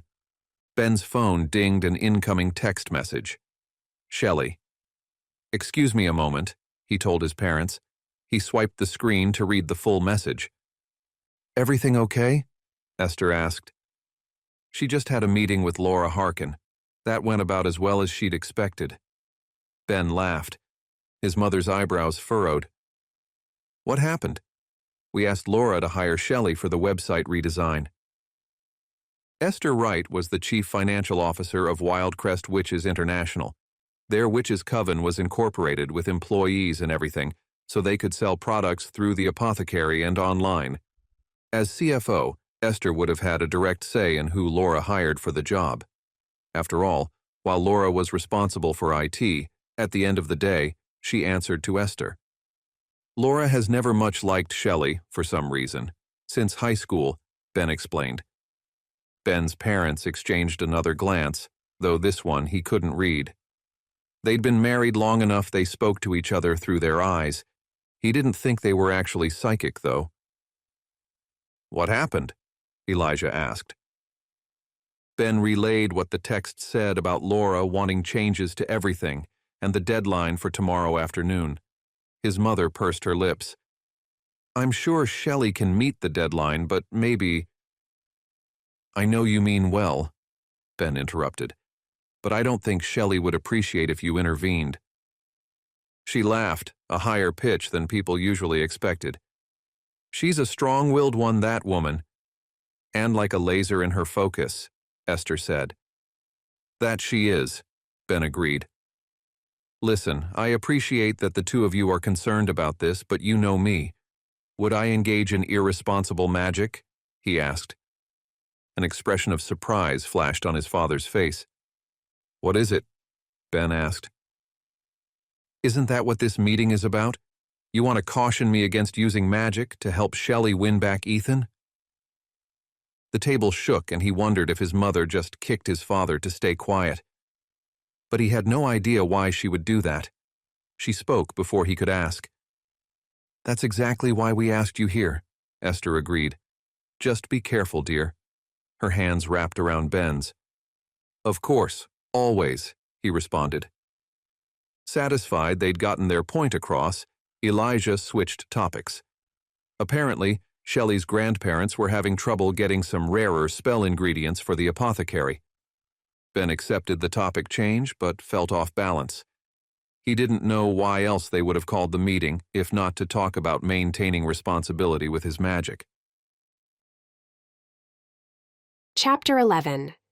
Shelly. Ugh, this evening was so awkward.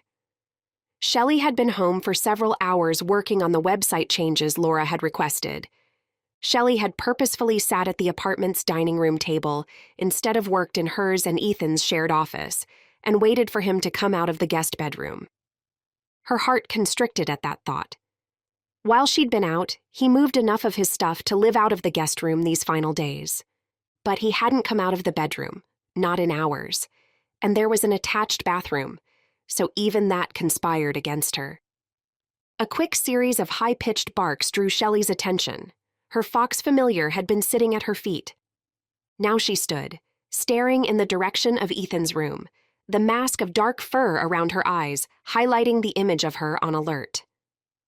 "What is it, Rose?"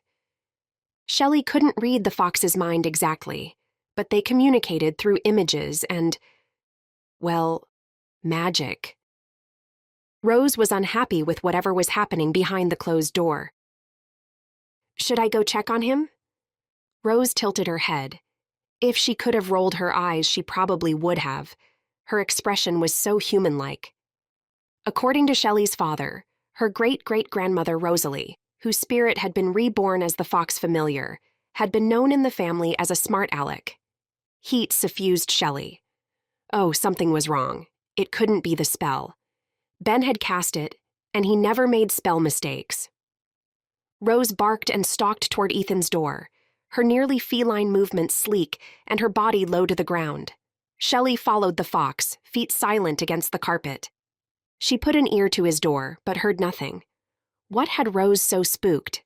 She was sensitive to cast magic, so the spell must be doing something. Shelly tapped the tips of her fingers on the door. "Ethan?" she asked. "I'm resting," he answered. "Is everything okay?" she asked. Silence. She debated whether to knock again. Ethan's responses definitely weren't encouraging. Rose barked a third time. The fox even bared her thin, sharp teeth in displeasure. A squeak behind the door suggested movement on the guest bed. The door cracked open. A bloodshot blue eye stared out. "Is everything okay?" Shelly asked. A barely perceptible grunt, and Ethan opened the door the rest of the way. His pupils seemed off somehow. He blinked several times in quick succession. "Is everything okay?" he echoed. "That's a good question," he mumbled. "It is?" she asked. Ethan stepped past the two and headed toward the front of the apartment. Shelly followed mutely behind. He crumpled into one of the dining room table chairs, legs splayed, and dropped his head into his hands. She stared at the top of his blonde head, then took the seat opposite him, closed her laptop so she could see him better, and waited. His muscles rippled under the black shirt he wore over khaki shorts as he inhaled deeply several times. He abruptly sat up and faced her. "Ethan?" she asked. "What do you see?" he asked in response. She wondered if that was a trick question. I don't understand," she said. He ran a hand through his hair, gave his head a shake. He stared at her, unblinking. "Do my eyes look normal?" he asked. "They seem a little bloodshot," she admitted. He nodded. "Are they bothering you?" she asked. "Not exactly," he responded. "Ethan, what is going on?" Her stern tone did the trick, and he answered. "I have tunnel vision," he said. "Metaphorically or physically?" she asked, wondering if he was seeing what was right in front of him. Just like the spell was supposed to show him. She squashed down a premature sense of happiness. It hadn't happened yet. He looked at her askance. She guessed it still wasn't happening. "Hey, that's a legitimate question," she said. He blinked rapid fire several times again. My vision has physically reduced down to tunnel vision. I can see what's directly in front of me, but my peripheral vision has vanished, he explained. Oh no. A wave of nausea rolled through her. His words were almost word for word what the spell was supposed to do. But that wasn't the outcome she wanted at all. Ethan looked at her, confusion on his face. What should I do? He asked in despair. She stalled. Let me call Ben and see what he thinks, she replied. The suggestion was actually pretty brilliant. As both a doctor and the spellcasting witch, he should be able to explain what was going on, and whether or not Ethan would need to visit the emergency room again. Chapter 12. Ben. The lift that Ben felt when he saw Shelly's name on the caller ID vanished when she started speaking. He murmured in all the right places while she told her tale of woe. But he should have felt good. That was what he wanted. The spells to keep misfiring. At least he'd assured her that Ethan didn't need to go to the hospital. He knew that the tunnel vision interpretation of the seeing what's right in front of you spell would be gone by morning. A whole day wasted, Shelly's voice said, loud in his ear. He removed the phone from the side of his head, considered the likelihood of being overheard in the janitor's closet, and put Shelly on speaker while he hopped into the small room and closed the door behind him in one fluid gesture. I wouldn't call the day wasted, he contradicted. Why not? Shelly asked the question in a small voice. His guilt flared. How could he answer? It wasn't wasted for him. No, you're right. I'm just distracted by paperwork. The lie rolled easily off his tongue and the guilt turned to mortification. Was that what he was turning into? He never lied to Shelly before this week. Would the ends justify the means? Is now not a good time? She asked. I always have time for you. You have my full attention, he assured her. Thanks, Ben. I know you're always there for me. He heard the smile in her voice, and one formed on his face in response. But I just don't understand what happened. You did the spell, not me. This never happens to you, she said. True, he agreed, for lack of anything else to say. Shelly gasped, and Ben bolted up from the sturdy white basket he'd been sitting on. The velocity of that motion caused him to bump his shoulder into a row of brooms and mops hanging on the wall. His response to Shelly's gasp was drowned out by the cascading of those brooms and mops onto him in the small room. Ben, are you okay? He heard Shelly's question from the phone, thankfully still clutched in his hand, and he brought it to his mouth. I, might have made a tiny mess. I'm gonna put you on a shelf while I pick the mops and brooms up, he said. You're gonna what? While you what? Now she laughed, full-bodied and genuine. Thank you, I needed that, she said. My clumsiness? He asked. He hung a flat mop, sponge mop, and dust mop back on the wall, marveling that there could be so many varieties. So glad I could entertain you, he said. She snorted. Ben stilled. Why did you gasp? He asked. Right. Is it possible that my own misfiring magic somehow infected yours? Shelly asked. No, I don't think, he answered.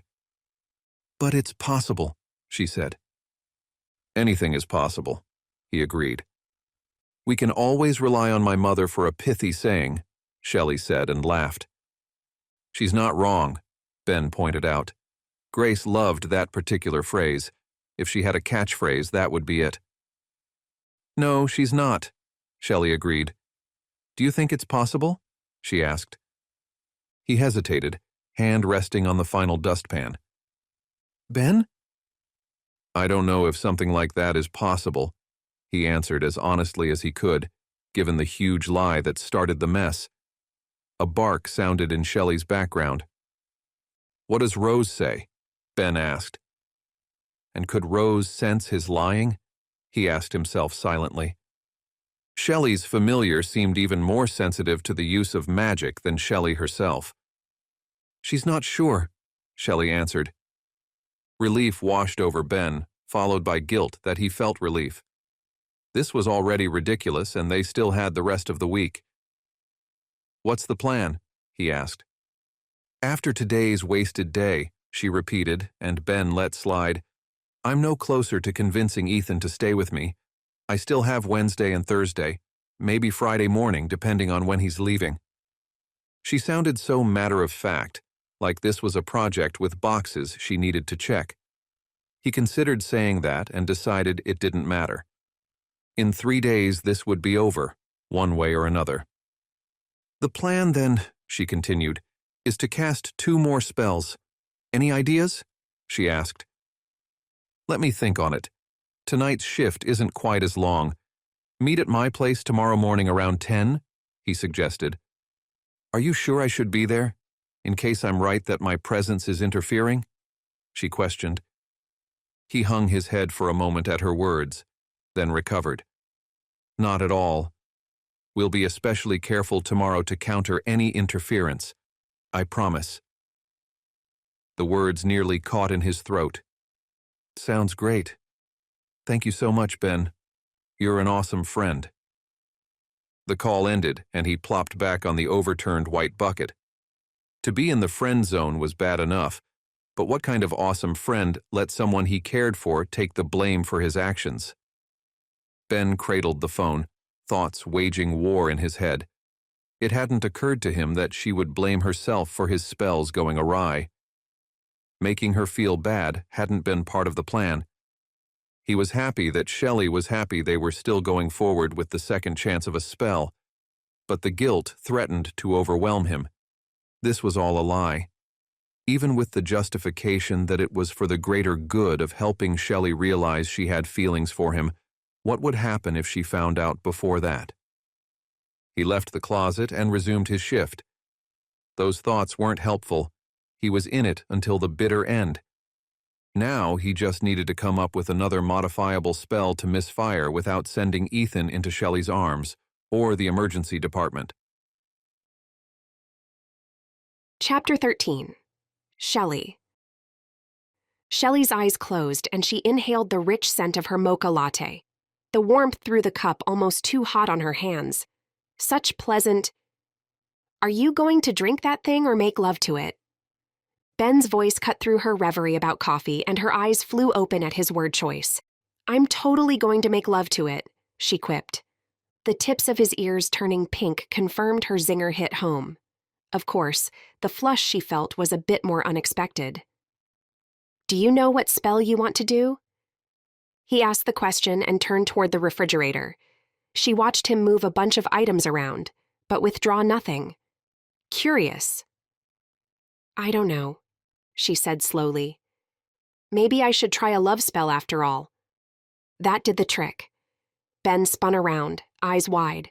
"Not a chance." Laughter bubbled out. "I'm just teasing you," she said. "Do you want my help?" Ben leaned forward on the island. "I do," she assured him, immediately contrite. "I was just trying to break whatever spell had you stuck in the open door of the fridge, rearranging stuff," she teased. "Gee, thanks," he said. "What are friends for?" she responded. "So in all seriousness," he trailed off. "I had an idea for a spell," she finally answered his earlier question. "But I'm not sure about it," she admitted. "What could possibly go wrong?" he asked knowingly. After sending Ethan to the emergency room unable to breathe and then causing his vision to narrow to pinpricks? "Well, I don't know." She smirked. "Let's hear it then," he told her. "What's happened so far?" She started to recap instead. "My first spell was hit by my misfiring magic, and we got the opposite. Trying to enhance feelings of well-being with saffron resulted in the opposite physical reaction. Trying to figuratively open his eyes to see what was right in front of him resulted in the loss of his peripheral vision for the day." She winced. "What's wrong?" Ben interrupted her recap. Tears filled her eyes. "I'm doing this to help Ethan realize his feelings for me before it's too late. But you should have seen him yesterday, Ben." She wiped the lone tear that broke free. "He was so scared and confused last night," she said.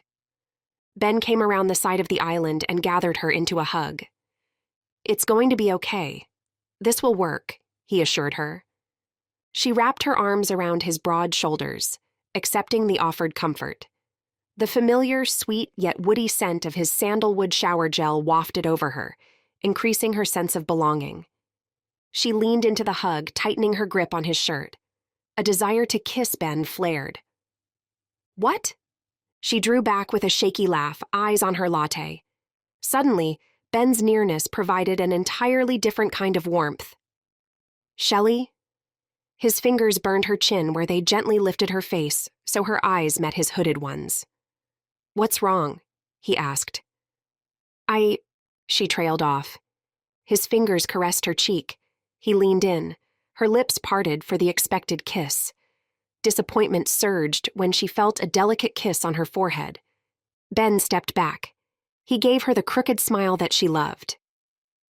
"We should get back to work," he said. "Work?" she asked. "On the spell?" he responded quizzically. "Right!"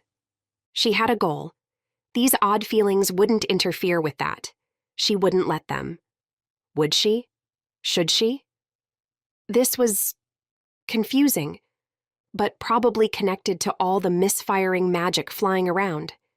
If she stayed focused, she'd regain what was lost. That finally got her derailed thoughts back on track, so to speak.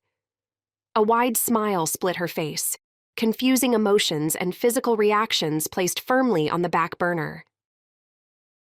"My thought was to cast a spell to help Ethan regain what was lost." "Me," she declared. "Okay." Ben didn't look convinced. He sat on the stool next to her.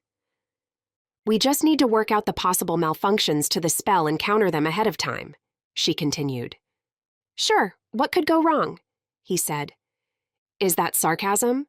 Shelly asked with a laugh. "Realism?" he answered. Now they both laughed, the earlier awkwardness fading.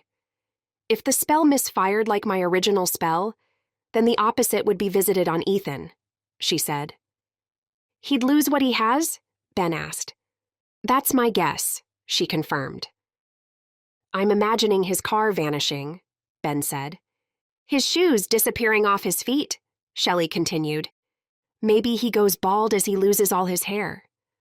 Ben gave a sly look. She doubled over with laughter, trying to catch her breath, the image of Ethan's luscious hair falling off his head. "This isn't a revenge spell," she told him. "Maybe it should be," he said. "You'd never do that," she reminded her best friend. "No, I wouldn't." He sighed. "And if the spell misfired like the spell you cast to open his eyes to what's right in front of him, it would be taken literally," she said. "Lost items would be regained?" he asked. "Yep. I envision every lost sock, key, mug, magically appearing in the apartment by the end of the day." She snort-laughed. "Depending on how careful Ethan has been over the years, your place could wind up looking like an episode of Hoarders," Ben chuckled. "Oh my goodness, that would be terrible indeed," Shelly said. Ben belly laughed. "Even better. What if all his ex-girlfriends suddenly called, texted, emailed, or actually showed up?" He widened his eyes in mock terror. "Hey now, he and I have been dating for years. There better not be that many." She playfully punched his arm. "You never know how much of a player Ethan might have been in high school," Ben said. She frowned at the thought of her Greek god ex-boyfriend being a player. "We're just joking around," Ben said. "I know." "Then why do you look like you sucked on a lemon?" he asked. "Anyway, the point is we want to make sure we don't get something like either of these," she said. "Can you incorporate that into the spell?" She nibbled on her bottom lip. "Yep, not a problem. We're essentially doing a beacon spell, but narrowed in so that lost love is regained." He smirked. "And not other lost loves." Ben listed off the ingredients he needed, starting with the sage for cleansing and tobacco as an offering. "Lavender and passion flower for attracting love," he continued. "Wait," she interrupted.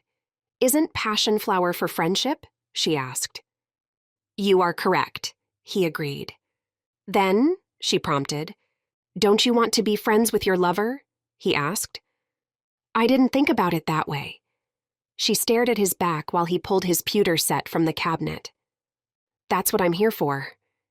He flashed a quick smile. And finally, the dried rose petals, he concluded. As before, she had assembled the listed items on the island while he named them. Unlike before, just in case, she hovered over him, watching closely. Shelly? He asked. Yes, Ben, she answered, eyes still on the pewter bowl into which he'd begun depositing the ingredients. Look at me, he told her. She did. Why are you hovering? He asked. I'm being uber careful, she answered. Are you now? He asked. She nodded. What exactly are you watching for? Not that I think it's what happened, but do you really think you'll be able to see your magic interfere with mine? He quirked an eyebrow. He crushed the herbs together in the mortar, pressing and rotating the pestle to mix them completely. Point taken. She drank some lukewarm mocha latte. He lit the mix on fire, intoning the spell under his breath. The fire extinguished with his final word, and he blew gently on the smoke, the commingled scent enveloping them for but a moment before lifting. I'm finished anyway, he said with a dramatic sweep of his arm. She giggled. How come you aren't seeing anybody? Whoa, she thought. Where did that come from? Ben's jaw dropped open. In for a penny, in for a pound, as they said, she thought. You're a great catch, she said. And he was. She swallowed past the sudden lump in her throat. Ben had an inscrutable expression on his face. Guess the right woman hasn't seen me that way yet. Her head tilted in confusion at his phrasing. He winked. Wait, was he flirting with her? Chapter 14. Ben. I flirted with her, Nick. Flirted, and got bupkis. Ben continued trying to read the menu he held, but the words kept blurring. Good thing he didn't really need the menu. He and Nick were meeting for lunch in the local diner they'd eaten at 1,000,000 times before. The owner had renamed it Magic Eats after the movie exploded the town's popularity, but chose to keep the 50s decor, from the black and white checkerboard vinyl floor to the teal back-to-back booths along the front wall of windows. Tell me what happened. He told Nick about leaning in, choosing not to kiss Shelly on her delicious mouth at the last moment, and winking during his departure. Nick chuckled. You winked? The tips of Ben's ears felt warm. Yeah. You definitely flirted, Nick said. Thank you for agreeing with me, Ben replied dryly. Just trying to understand the situation. Nick frowned. But this was after you cast another spell on Ethan, Nick said. It's not exactly on Ethan. It's more about Ethan, Ben protested. Tomato, Nick disagreed. The point is, I flirted with her and got no response, Ben said. Maybe she needs to think about it? Nick asked. What's there to think about? We almost kissed, Ben said. But you didn't, Nick responded. No, we didn't, Ben agreed as disappointment filled him. Again. It's okay, though, Ben said brightly. It is? Nick asked. This is all going according to plan. Ben's mood lifted when that realization hit. No, she didn't respond. But the point was to help her see me as more than a friend over the course of this experiment. That's happening. By tomorrow, Friday at the latest, when Ethan is leaving, Shelly will realize she doesn't want him. Then I make my bold move, Ben finished. A small cough reminded Ben that the two were out in public. He looked up at the waitress, an older woman with a bouffant hairdo who totally matched the diner's decor. Are you young men ready to order? Yes, ma'am, Nick replied and ordered a Reuben sandwich on rye. And you? She asked Ben, who ordered his usual pastrami with extra pickles on the side, and they handed the waitress their menus. Ben and Nick looked at each other after she left. Nick smirked. I'm aware of that plan. Here's another way it goes down. She finds out you've been deliberately sabotaging the intention of the spells and never forgives you. Ben's mouth went dry. You're playing with fire, Nick continued. Ben fiddled with the napkin in his hands. You know what happens with most fires, Nick said. People get burned, I know, Ben responded. Tell her the truth, Nick suggested. What if I lose her friendship? Ben asked. What if you gain her love? Nick retorted. Ben's lips pulled down and he furrowed his eyebrows before reminding Nick, I flirted with her and got no response. That's the third time you've told me that, Nick said. Are you sure you didn't get a response? He asked. The question stumped Ben. She didn't say anything. She didn't kiss me, he said. Neither did you, Nick pointed out. Ben muttered. He rewound the scene in his head and rewatched with an eye toward Shelly's body language.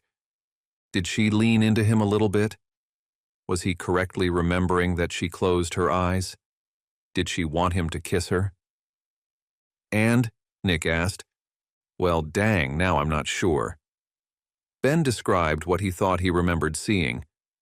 You're so clueless. She wanted you to kiss her, Nick said. You're certain? Ben asked. As certain as I can be without being there to see it, Nick concluded. That would be creepy, Ben joked. You know what I mean. Nick laughed.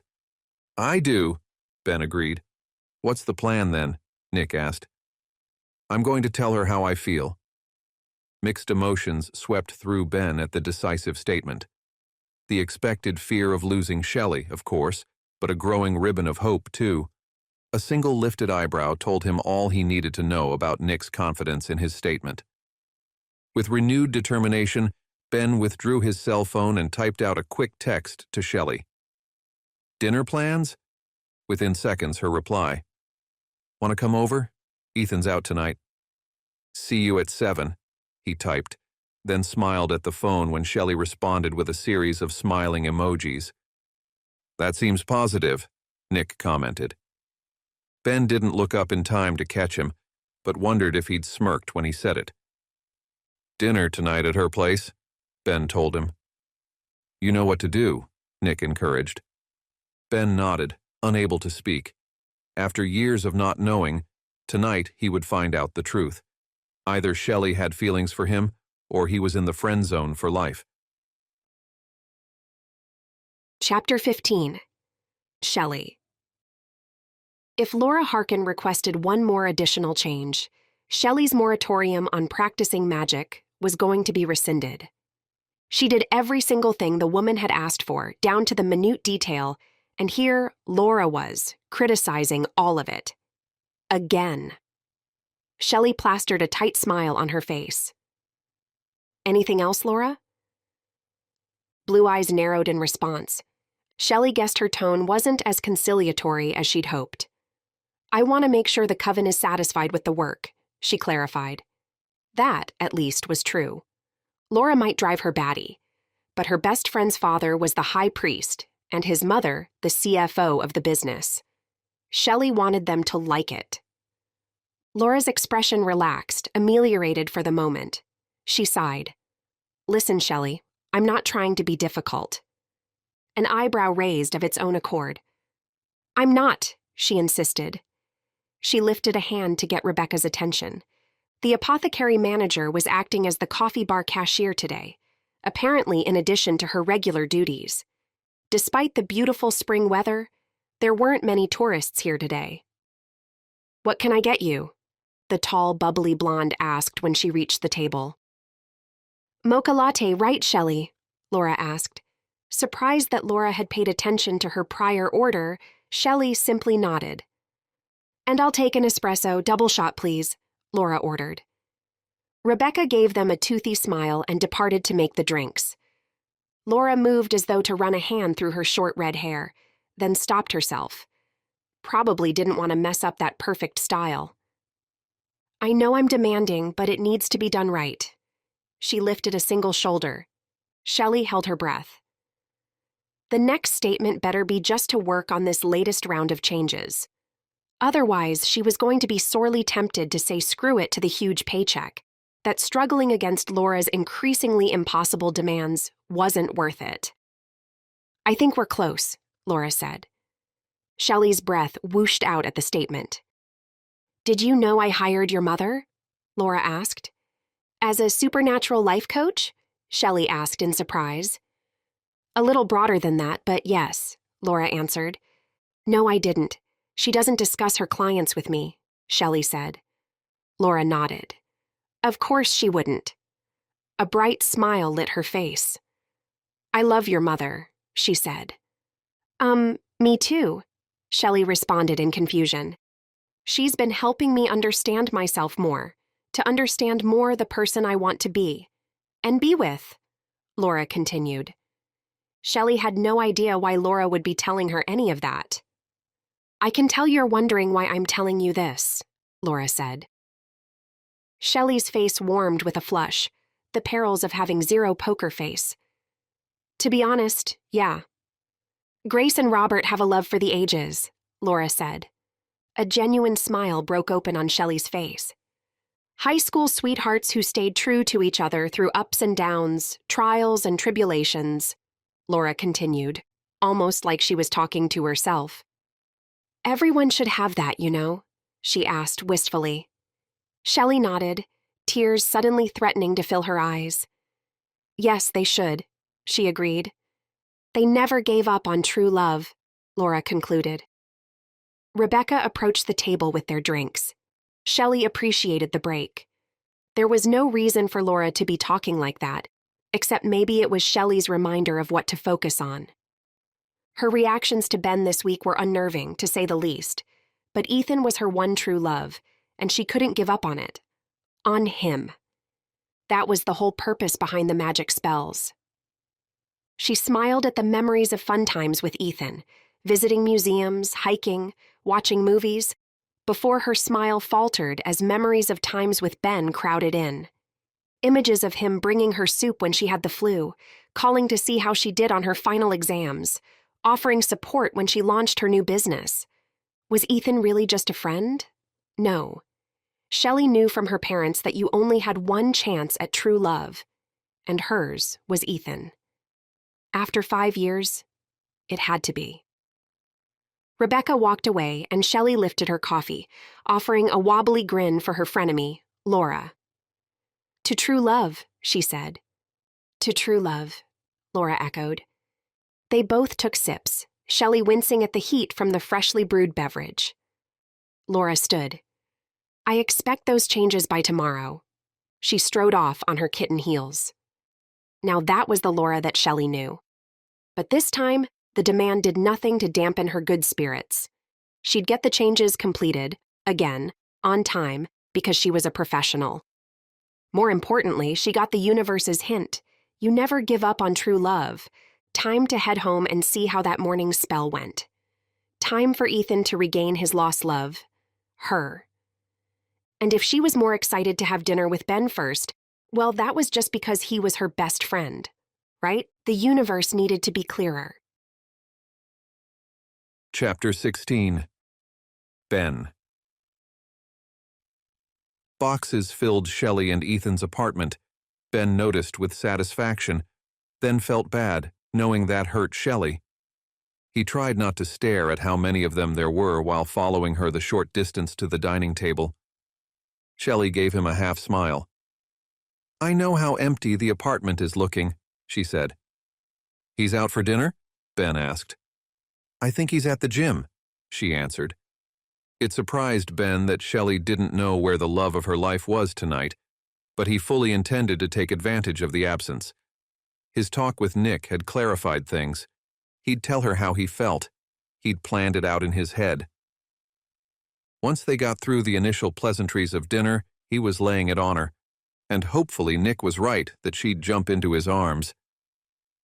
Shelly's small kitchen with the older white appliances was tucked off to the side after entering. Along that same wall was the dining area. The apartment designers had extended the linoleum from the kitchen to help designate it, but there were no walls or anything. She'd already set the table with her favorite turquoise tableware, that Ben had bought her when she graduated college. "I hope you don't mind we're using the smaller forks and spoons," she said, her tone apologetic. The silverware looked designed for children when in his big mitts, but for tiny Shelly, using them was more comfortable. "You know I don't," he assured her, and slid into the seat at the four-top dark brown table facing the kitchen. Shelly hurried back toward a couple of pots and pans on the stove. "What are you making? It smells delicious," he said. "I thought for the beautiful spring we're having that I'd go with something simple and light, so it's a vegetable pasta in a garlic sauce." She turned back to the stove. "Garlic sauce?" Shelly lifted one pot and dumped its contents into the other. He watched colorful green, red, and yellow vegetables tumble into the pot of, presumably, strained pasta. Probably linguine. Shelly loved linguine. "Do you want some help?" He suddenly felt weird watching her finish dinner. Her laugh filled the space. "I've got it." She then transferred the vegetables and pasta into a matching turquoise serving dish before carrying it the few steps to the dining table. She set the dish down on the table. "Let's eat." They spent the next moments in silence, filling their plates with pasta. She'd also made a spinach salad and uncorked some white wine, which they now served themselves. Shelly lifted her glass of wine and he mirrored the action. "To gaining clarity in our lives." His heart stilled at her words. "To gaining clarity in our lives," he repeated. Now was his moment. "Shelly, I have something—" "Wait until you hear—" They both started and stopped at the same time, chuckling over the simultaneous speech. "Please, ladies first." Shelly was practically beaming. "Wait until you hear what happened with Laura this afternoon," she said. "Given your smile, not what I would have guessed," he responded. She shook her head. "Nope, not at all. I mean, yeah, at first it was the typical giving me a hard time nonsense. But then—" She trailed off, bit her lower lip. "Don't keep me in suspense," he teased. "Laura began talking about my parents and true love." His mouth felt like it was filled with cotton balls. "My parents had their share of ups and downs, but it was all worth it, because they were high school sweethearts who recognized their one and only true love." He opened his mouth to speak when she paused to take a drink of her wine. Then he closed it. He wanted to see where she was going. "When Ethan dumped me on Monday, I questioned everything. And, working with you on the spells to win him back, I questioned again, and doubt crept in." Shelly leaned forward, face bright with excitement. "But when Laura started talking about my parents, something that had nothing to do with our business talk, I knew," she said. "Knew what?" he asked, thoughts racing. Here it was, the moment of truth. She'd declare her feelings, he'd declare his, and they could finally get out of the friend zone. "I knew it was the universe giving me a sign. Ethan is my true love. The doubt I'd felt was misplaced. I was confused." Shelly was still talking, but at her words, a roar filled Ben's mind and he couldn't hear her anymore. She'd had doubt. Maybe she was thinking about him differently. His body felt light, like a weight had been lifted. Not all of it, but some. She might be thinking about him differently. "I'm sorry. I missed that," he said when he realized that Shelly was staring at him intently. "What do you think?" she asked. He bit back the words he wanted to say. Nick would call him a coward later, but if that was what Shelly wanted. "I want whatever you want," he said. "My conversation with Laura reassured me that my plan to regain Ethan's love is the right one, like my parents." Ben nodded, crushed as that just lifted weight crashed back into his body, his limbs, his stomach, his heart, but he didn't want to ruin her happiness. He guessed he'd read the signals wrong. "What did you want to tell me?" she asked. "What? Oh, nothing. Tell me how the rest of the meeting went with Laura." he deflected. Shelly tilted her head for a nanosecond, and he wondered if she'd challenge his non-answer, but she didn't. I thought it was going horribly, but in the end it was good, she said. Shelly told him the details and he listened, thankful at least to be on another topic. The front door opened, startling them. Ethan was home. Chapter 17. Shelly. A frisson of guilt surfaced when Shelly heard the front door opening. Unsure why she'd feel guilty having dinner with her best friend, she tamped it down, pushed back from the table, and hurried over to greet Ethan. And then slammed to a halt when she saw his face flushed, lips thinned into an angry slash, eyes narrowed as if awaiting another attack. That didn't look good. "Everything okay?" she asked. Ethan brushed past her with a sharp nod aimed in Ben's general direction and headed toward the guest room to the right. "Ethan?" Shelly asked his retreating form. He held up a finger, like he was asking her to wait, before entering the bedroom and closing the door firmly behind him. She spun to face Ben, her eyes widened in distress. "What do you think happened?" she asked. Ben had already stood at some point during the exchange with Ethan. Now he walked to her side and leaned in to whisper, "Give him a minute." She nodded, hands flexing opened and closed while she stood there immobile. Soon enough, the door reopened and Ethan stood in the doorway, his tall frame filling the space. "Ethan?" Shelly asked again. He seemed to deflate before their eyes, becoming physically smaller. He sighed and then trudged to the couch, collapsing onto the gray corduroy. His head dropped into his hands. With a desperate glance at Ben, she moved to sit beside Ethan, wanting to comfort him, though not sitting close enough to touch. Ethan lifted his head. His reddened eyes met hers. "I don't understand what's happening," he said. Now guilt filled her, and it was probably earned. "What do you mean?" she asked. "The last few days, since you made me the dinner that sent me to emergency." His eyes narrowed. "I feel like I'm under attack," he said. "You just had an allergic reaction," she trailed off, sputtering. "Still, it all started there," he insisted. "All what started there?" she asked. "Since that dinner, I've spent the night in emergency, had my peripheral vision vanish, and now it started a few hours ago. The directions to a party I never attended when I was in high school popped into my head. That was weird, but I shrugged it off. Then my brain began down the path, of all things, of a hiking trail I didn't take because I woke up that morning with the flu." Ethan paused, but nausea roiled Shelly's stomach. She knew what was coming, had figured out what went wrong with the spell this time. Guilt spiked higher, and she wondered if this had all been a horrible mistake. The weird memories continued with greater speed over the course of that first hour. "Do you know what all of them had in common?" he asked. She shook her head. "In every instance, they were for things I never actually did, for one reason or another.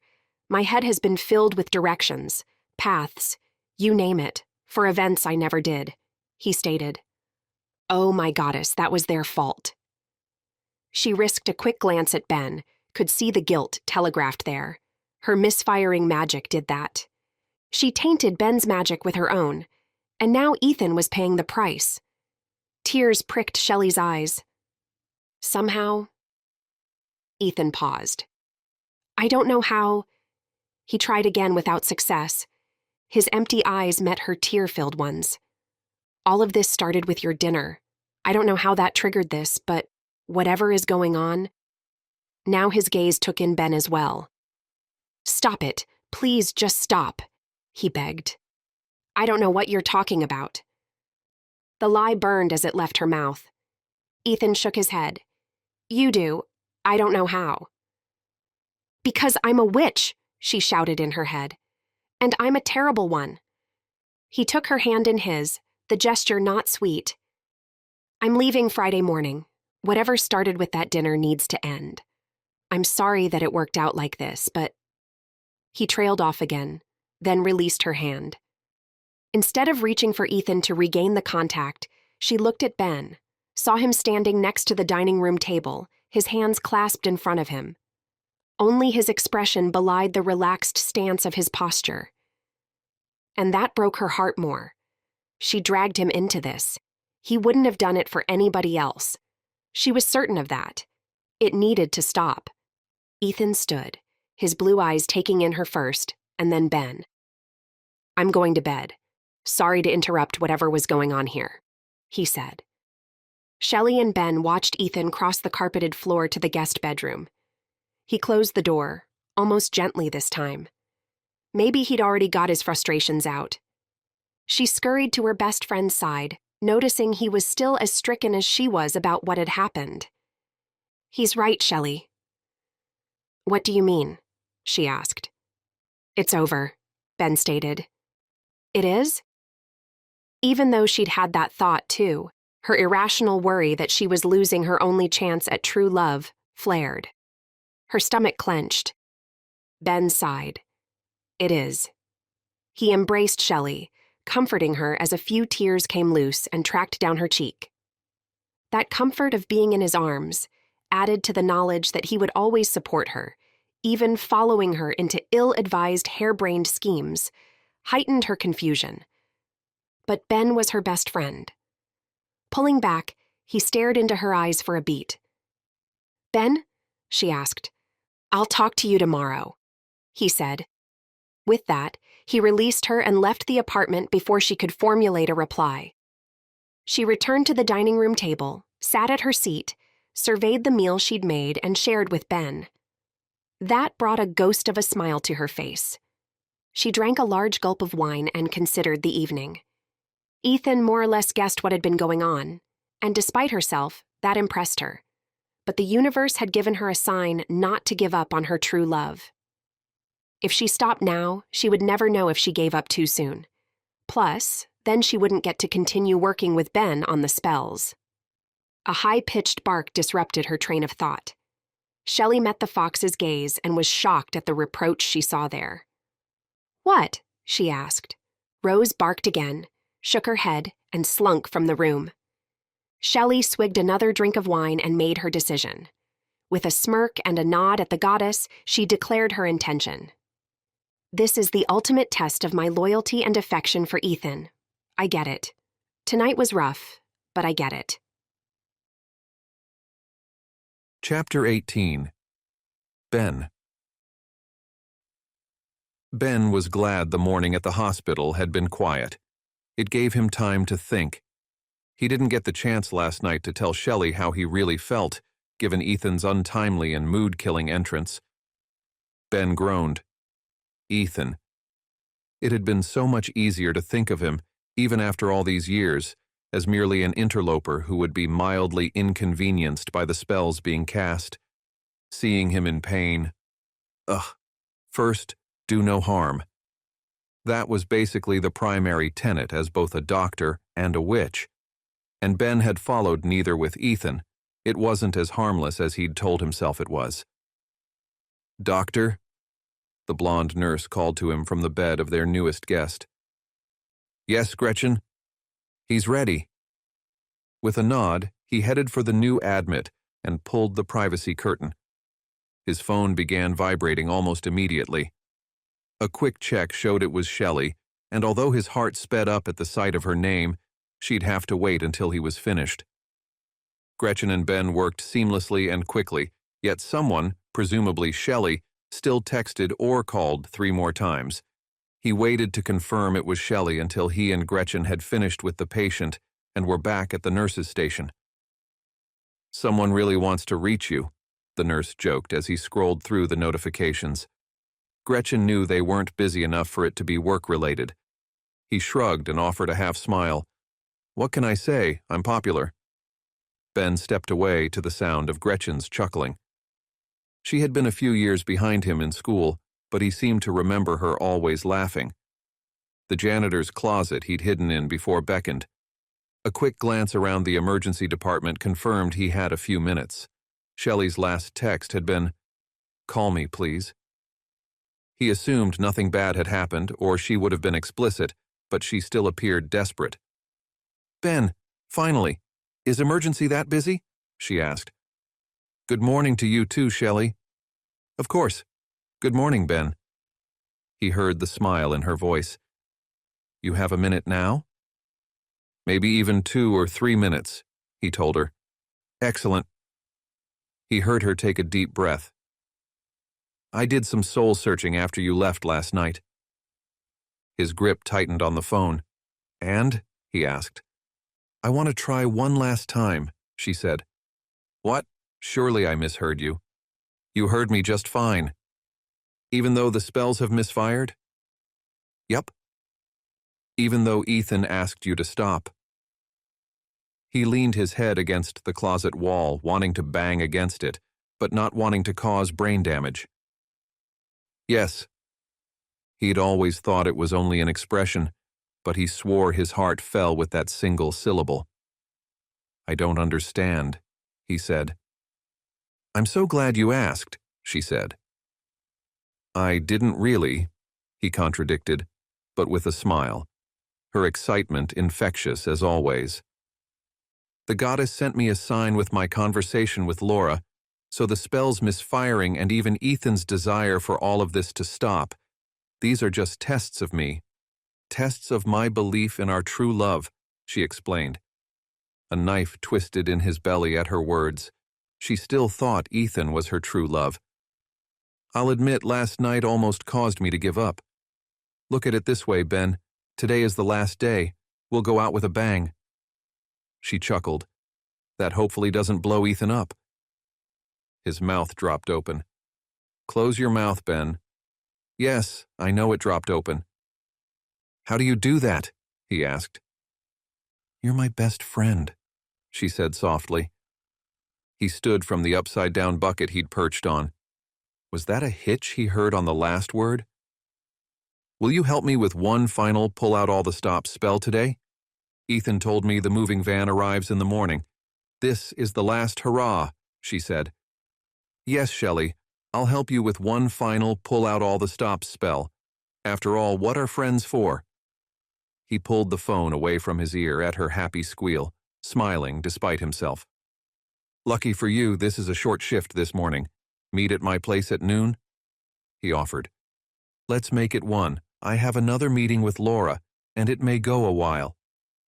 He laughed. Good luck. Thanks. The call ended, and he sat on the still overturned bucket on the floor.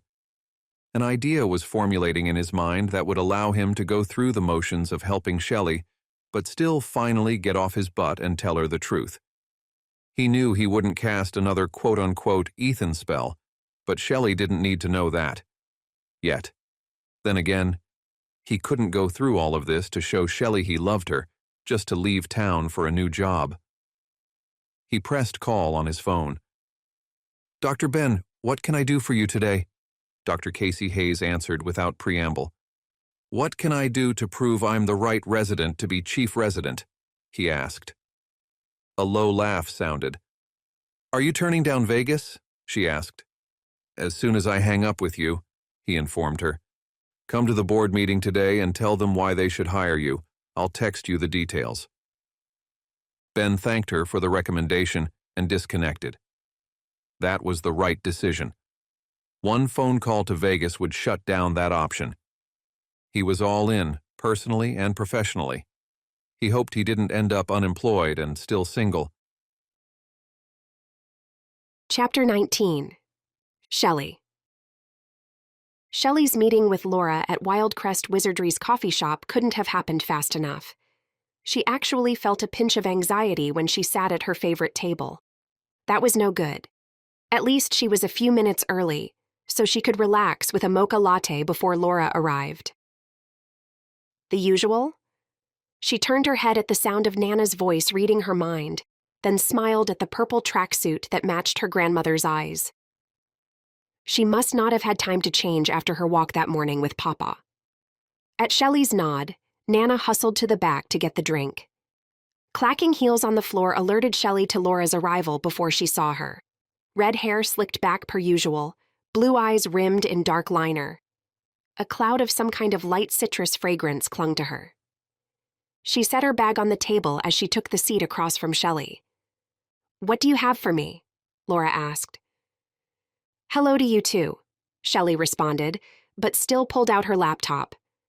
Rather than just mock-ups, she felt like they were close enough to go ahead and pull the site offline so she could institute the, hopefully, final round of changes. And to be honest, she also thought if Laura saw them live, it would help her see how good they looked. You already made the changes? Laura frowned. Shelly bit back a sarcastic retort. We seemed close to finished, she began. I make that determination, not you, Laura said. Excuse me? Shelly asked. I am the client, Laura over-enunciated. So I make the determination of when we implement changes, not you. Speechless, Shelly could only stare at the redhead. A mocha latte appeared. If the look on Nana's face could kill, Laura would be a grease spot in the chair. Did you want anything? Nana asked Laura, the sweetly saccharine tone enough to give everyone in the room cavities. Laura flashed a not-quite-genuine smile. Nothing for me. I won't be here long. A brick formed in the pit of Shelly's stomach. She doubted Laura would fire her at this stage of the website redesign, but anything was possible. With a curt nod, Nana turned and walked away. Show me what you've done, Laura said. At her direction, Shelly walked Laura through the implementation of the changes she'd requested yesterday. Laura made notes with every page, but said nothing. When they got to the final page, she made a few more scratches of pen on paper, and then sighed. That did it, Shelly snapped. Why didn't you push back on hiring me? When Ben's mother suggested it. You don't even like me. This has to be as unpleasant for you as it is for me. She took a large swallow of coffee. That was completely unprofessional. What was the matter with her? Laura stared impassively. What the heck? She'd go for broke. And speaking of that, why don't you like me? Shelly pushed harder. Since high school, you haven't seemed to like me, and I have no idea why. She heard the note of bewilderment in her own voice and hoped Laura did too. Laura sighed again, but this time she spoke. I don't dislike you. Not really. Everything has always come so easy for you, she said, holding up her hand when Shelly opened her mouth to respond. You asked. Now let me answer. Everything has always come so easy for you, she repeated, and everybody wants to be with you. Her word choice baffled Shelly. Everybody? Laura just shook her head. And you think everything comes easy for me? Do you know how much my new business is struggling? Laura's eyes widened, and Shelly couldn't believe she was about to admit this to her high school frenemy. Do you know how much I suck as a witch? Laura covered her mouth with a hand. Are you laughing at me? Shelly asked. I'm not, I swear, I'm laughing at the situation, Laura insisted. Shelly quirked an eyebrow. I guess we never know what's going on with others, Laura admitted. No, we don't, Shelly said. How much do you suck as a witch? Laura asked. Is that rhetorical? Shelly answered. No, Laura smirked. Let's just say that when my magic matured, it didn't know how to manifest the right way, Shelly explained. Laura looked confused.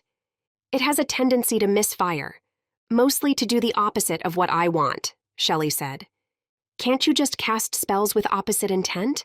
Laura asked. It's not even consistent enough for that, Shelly groused. I suppose I can stop giving you a hard time, Laura said, her eyes twinkling. That would be nice. Shelly sighed. It's just tough, Laura added. Not giving me a hard time is tough? Shelly questioned. Laura guffawed, then asked, Did you know I had a crush on Ben in high school? Shelly ignored the whiplash caused by that conversation change. What? Why didn't you ask him out? She asked.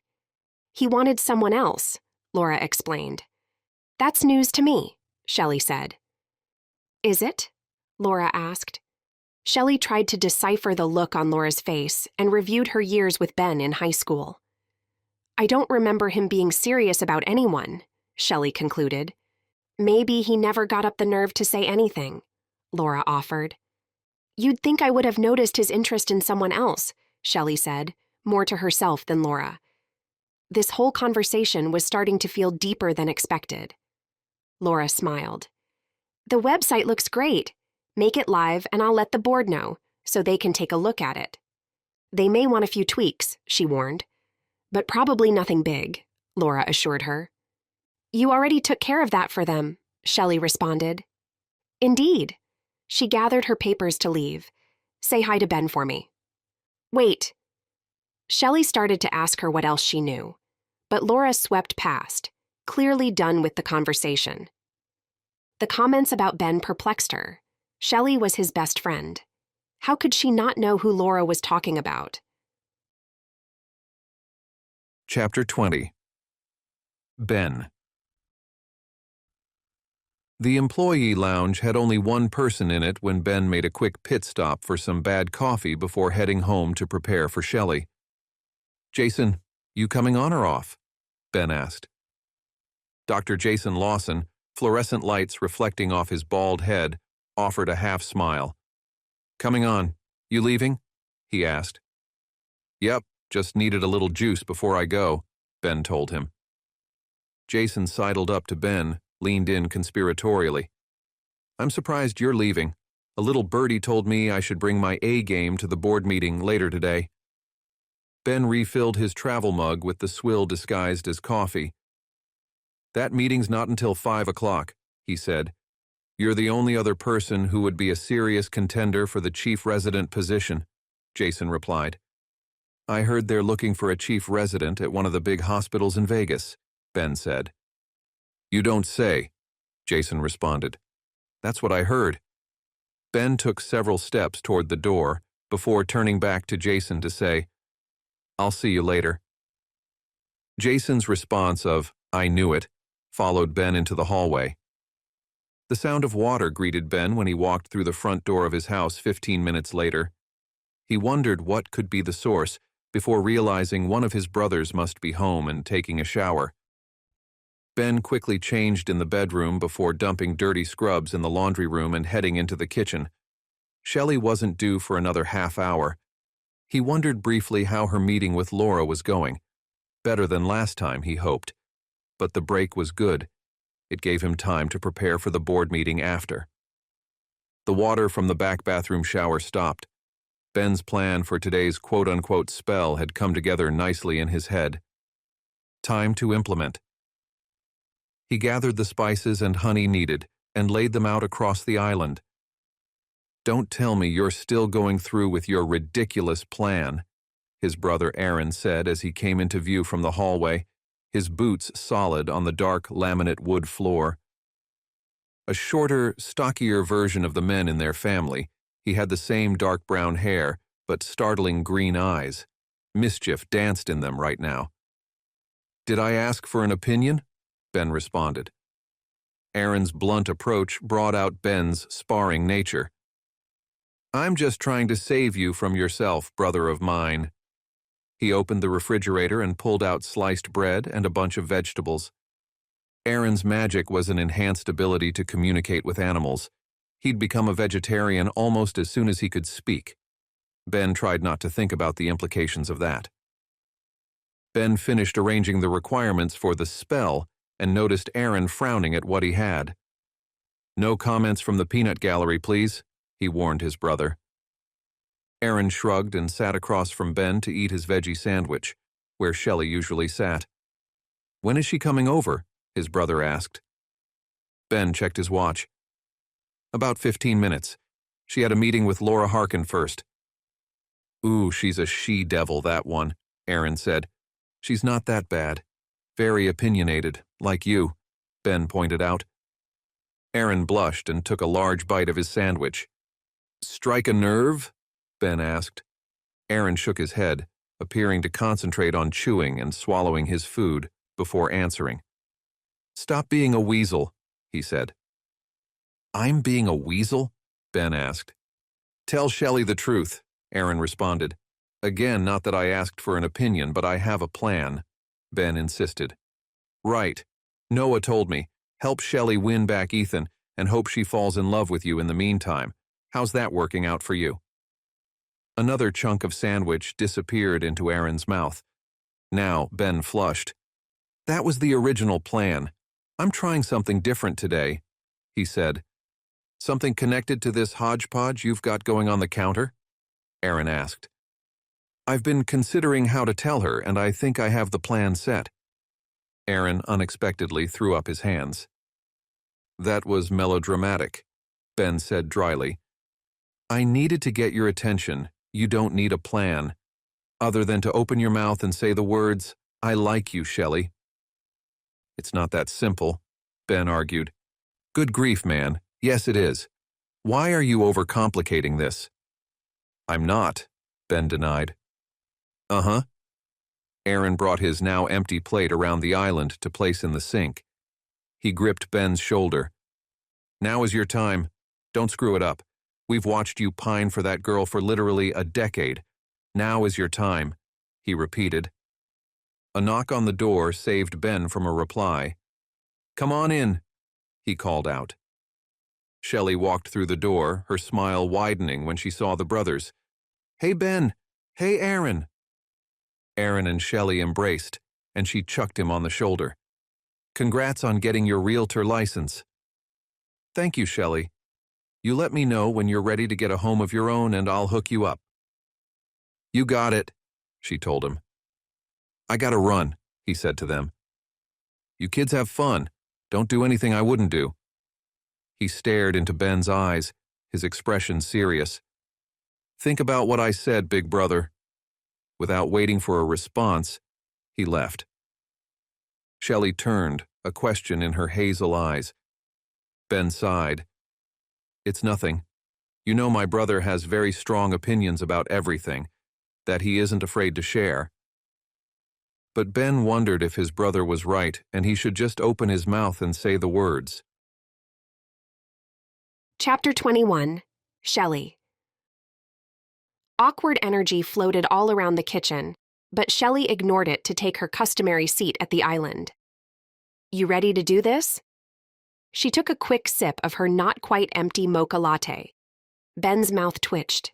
You bet. Quite the spread covered this part of the island. He'd laid out dried orange peel, wormwood, elderflower, and acacia, among several others she didn't immediately recognize. Gee, do you think you have everything you need? She asked. The tips of Ben's ears turned red. Is there something I should know? She asked, confused. How did your meeting with Laura go? He asked in response, and remained focused on the ingredients before him. But if she didn't know better, he was randomly moving them around. Interesting deflection, she thought. All right, she would bite. Maybe it'd stave off some of the anxiety building in her chest. It went really well, actually, she said. That's wonderful, and a little surprising, he said. I know, right? She laughed. In fact, she eyed him shrewdly. Laura dropped a rather interesting piece of news. At least it was news to me, she teased. Ben tilted his head. I'm intrigued. He trailed off. She said you had a crush on someone all through high school that you never revealed, Shelly said. What? He stuttered, knocking over the salt. Shoot. He turned to the counter behind him to grab a rag. If the tips of his ears turned any redder, they'd catch fire. You're a great guy. Why didn't you say something to her? She asked. Ben faced Shelly again, this time making eye contact that caused her to squirm in her seat.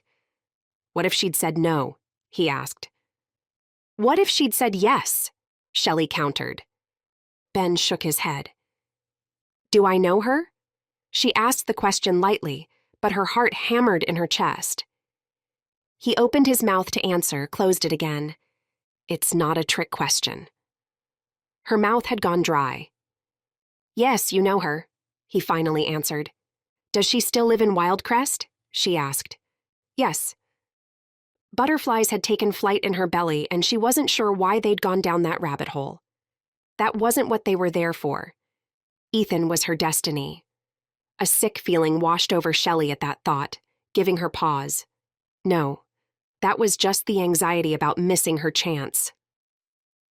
You just had a whole conversation in your head, didn't you? Ben asked. She grinned to suppress that sick feeling, decided to focus on the task at hand. Indeed, she acknowledged, then surveyed the ingredients on the island again, now also recognizing Irish moss and nestle, and frowned. What spell is this for? It seems chaotic. His eyebrows lifted. Did you not think I'd notice? She asked. Well, he began. Hey, she protested. My magic might misfire, but I know what the spells are supposed to look like, and this doesn't look like anything. Or have you come up with something the world has never seen before? No, you were right the first time. The ingredients aren't anything.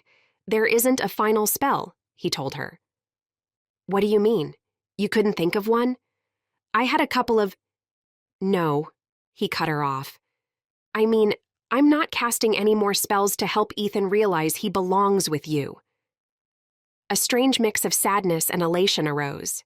She pondered how that could be. Did she not want Ethan? Or was something else at play? I don't understand, she admitted, seeing Ethan last night. His misery. The look of anguish on Ben's face said it all. He'd decided that what they were doing was wrong. But I'm running out of time. This is my last chance. Even as the words left her mouth, she realized she was okay with that she was okay with losing Ethan. Wait, she said. What? Ben asked. Shelly peered at Ben, saw guilt mixed with the anguish. If I hadn't recognized this mess of nothing on the counter, would you have pretended to cast a spell? A horrible thought occurred. Have you been pretending all along? Now Ben's entire face flushed bright red, and she knew she'd hit home. But there were consequences to the spells. I'm so confused, she said. I wasn't pretending to cast spells.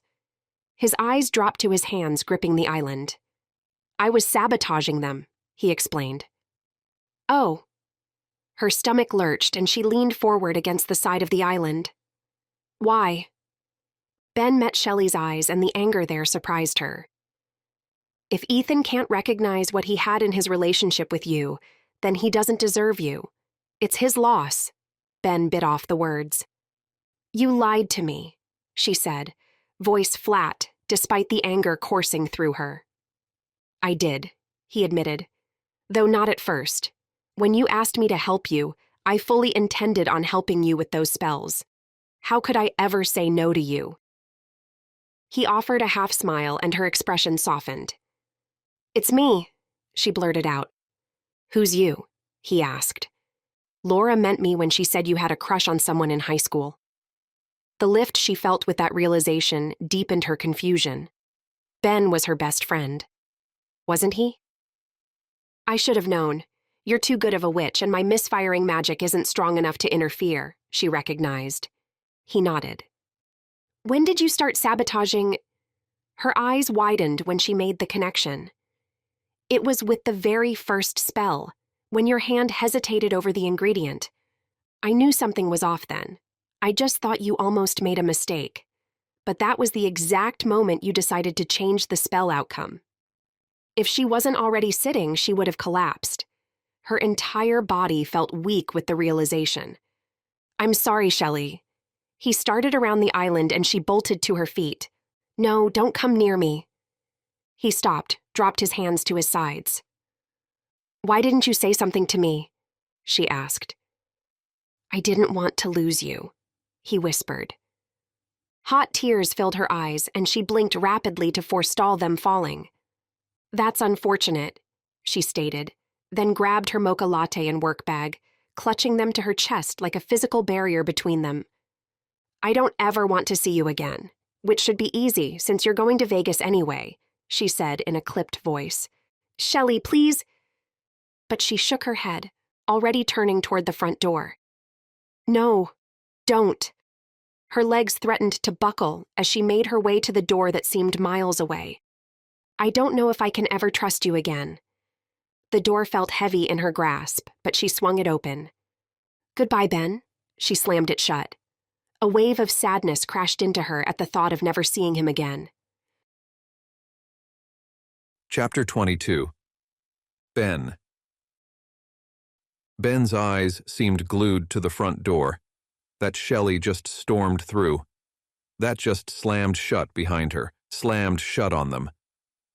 What had he done? A noise behind him made him turn.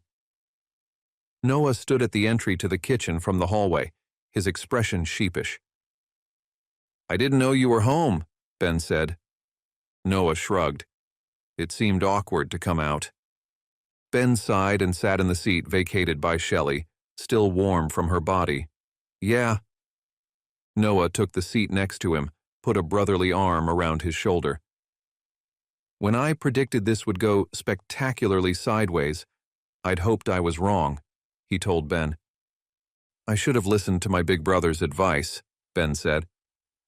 "Well, that's a given," Noah agreed. Ben stood up. "What are you going to do?" Noah asked. "I have no idea," Ben admitted. "At least she knows the truth now," Noah said. One corner of his lips lifted in a half smile. "All of it." Ben closed his eyes for a moment. "Not exactly how I'd hoped to spill my guts to her."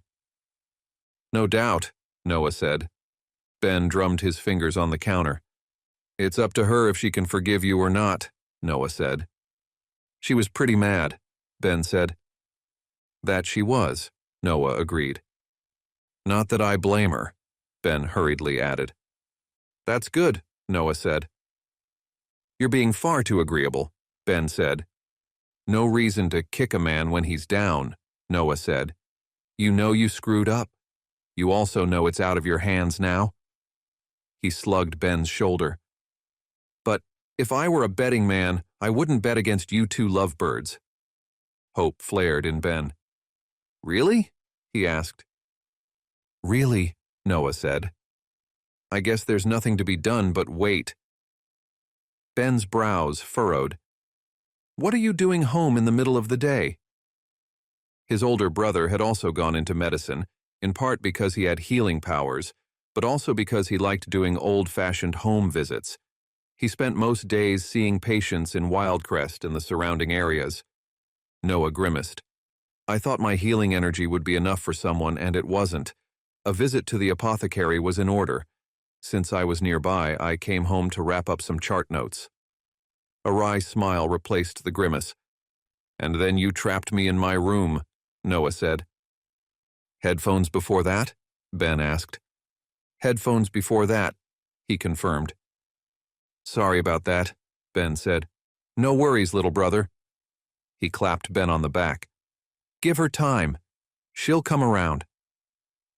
The hope that flared earlier blossomed. "I hope so. This was why I didn't ever want to tell her," Ben griped. "Don't even try that," Noah said. "Try what?" Ben asked. "Are you seriously trying to equate lying to her about casting spells to regain her ex-boyfriend's affections with being honest about your crush on her for over a decade?" Noah asked. "When you put it that way," Ben responded. "You lied. She's angry," Noah reminded him. "I thought you said you wouldn't bet against us," Ben asked. "I wouldn't. That doesn't mean you didn't royally screw up and that she won't need time to process what you did and untangle her own feelings for you," Noah added. "You know you're a general practitioner, not a psychiatrist," Ben pointed out. "I know people," Noah said. "That you do." Ben waved toward the door. "You'd better get that medication to your patient." With a jaunty salute, Noah headed for the door Shelly had slammed through.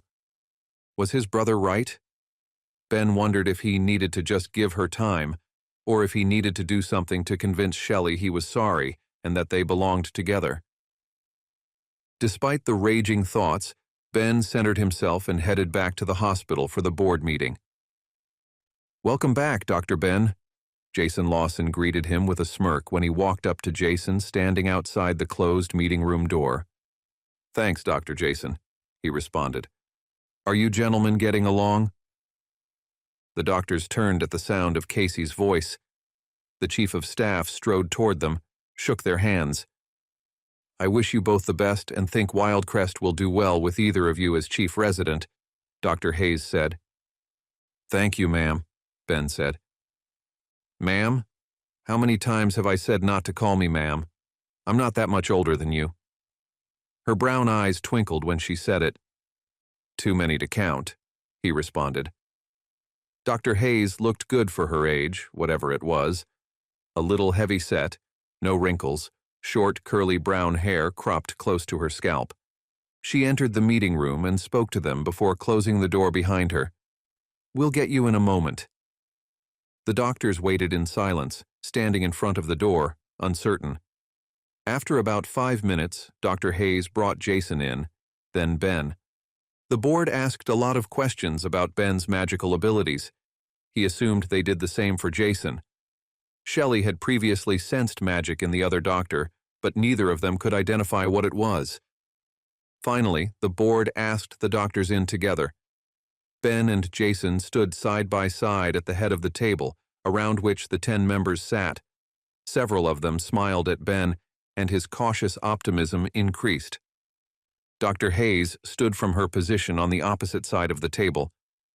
"Thank you both for your applications for the chief resident position. It was truly a tough decision.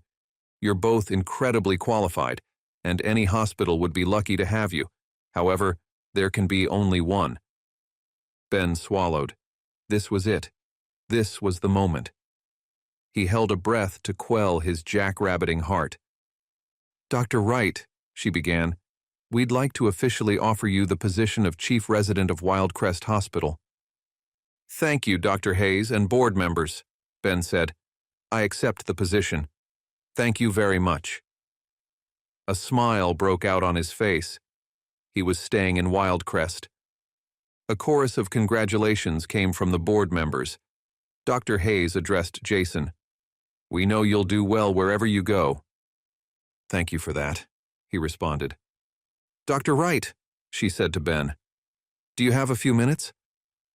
"Of course," Ben said. Jason turned to Ben with an outstretched arm. "Congratulations, man," he said as they pumped hands. "Thanks. I'm sorry that throwing my hat in the ring last minute derailed you," Ben said. "It's all going to work out for the best." He leaned in. "Looks like I'm moving to Vegas." Ben boomed a laugh worthy of his father. "That's fantastic and quick," Ben added. "I may have called them when you first mentioned it to me, and maybe followed up while you were interviewing to tell them you were off the market," Jason said with a smirk. "Wait, what?" Ben's jaw dropped. "I already knew you were getting it," Jason explained with a laugh. "They told me at the end of my interview so it wouldn't come as a shock when they offered you the position. I asked if I could stay to congratulate you, and to add to the drama," he added with a wink, "when they brought you in for your interview, I figured why not make that call." Ben shook his head at the audacity as Jason sauntered away. Of course, Jason was right. The instant the board offered Ben the job, it wasn't even a question whether he'd accept. Except it was bittersweet. He was staying in town for a job he knew he'd love, but his reckless choices cost him Shelly. Chapter 23. Shelly. Despite living in a small town, to drive from one end to the other still took 20 minutes, which was what Shelly had just driven from her apartment to her parents' home. They sounded thrilled she'd accepted their standing offer for dinner. She guessed she needed to do that more often. Robert Newsome answered the door, smile on his face and wide-brimmed blue hiking hat, barely covering his wild salt and pepper hair. No hair loss for her pop. He gathered his daughter up in a quick hug, then turned away. "Your mother and I are making another donation. I've been going through my clothing," he called over his shoulder before disappearing around a corner. "Hi, honey." Her mother's voice came from the direction of the kitchen. Shelly's parents had bought their sprawling ranch-style home on the edge of town 30 years ago, when it wasn't the edge of town, but solidly in the desert. Time marched on, however, and the town caught up. It wouldn't get much closer. She believed her parents had purchased the surrounding few acres as well. Shelly walked across the stone floor toward the kitchen, the smell of curry reaching her before she reached the space. "That smells amazing," she greeted her mother. Grace Newsome took a few steps forward, dripping spoon in one hand and a cocktail in the other. She wore an apron with "Drinks Well with Others" emblazoned on it. That had been her apron for as long as Shelly could remember.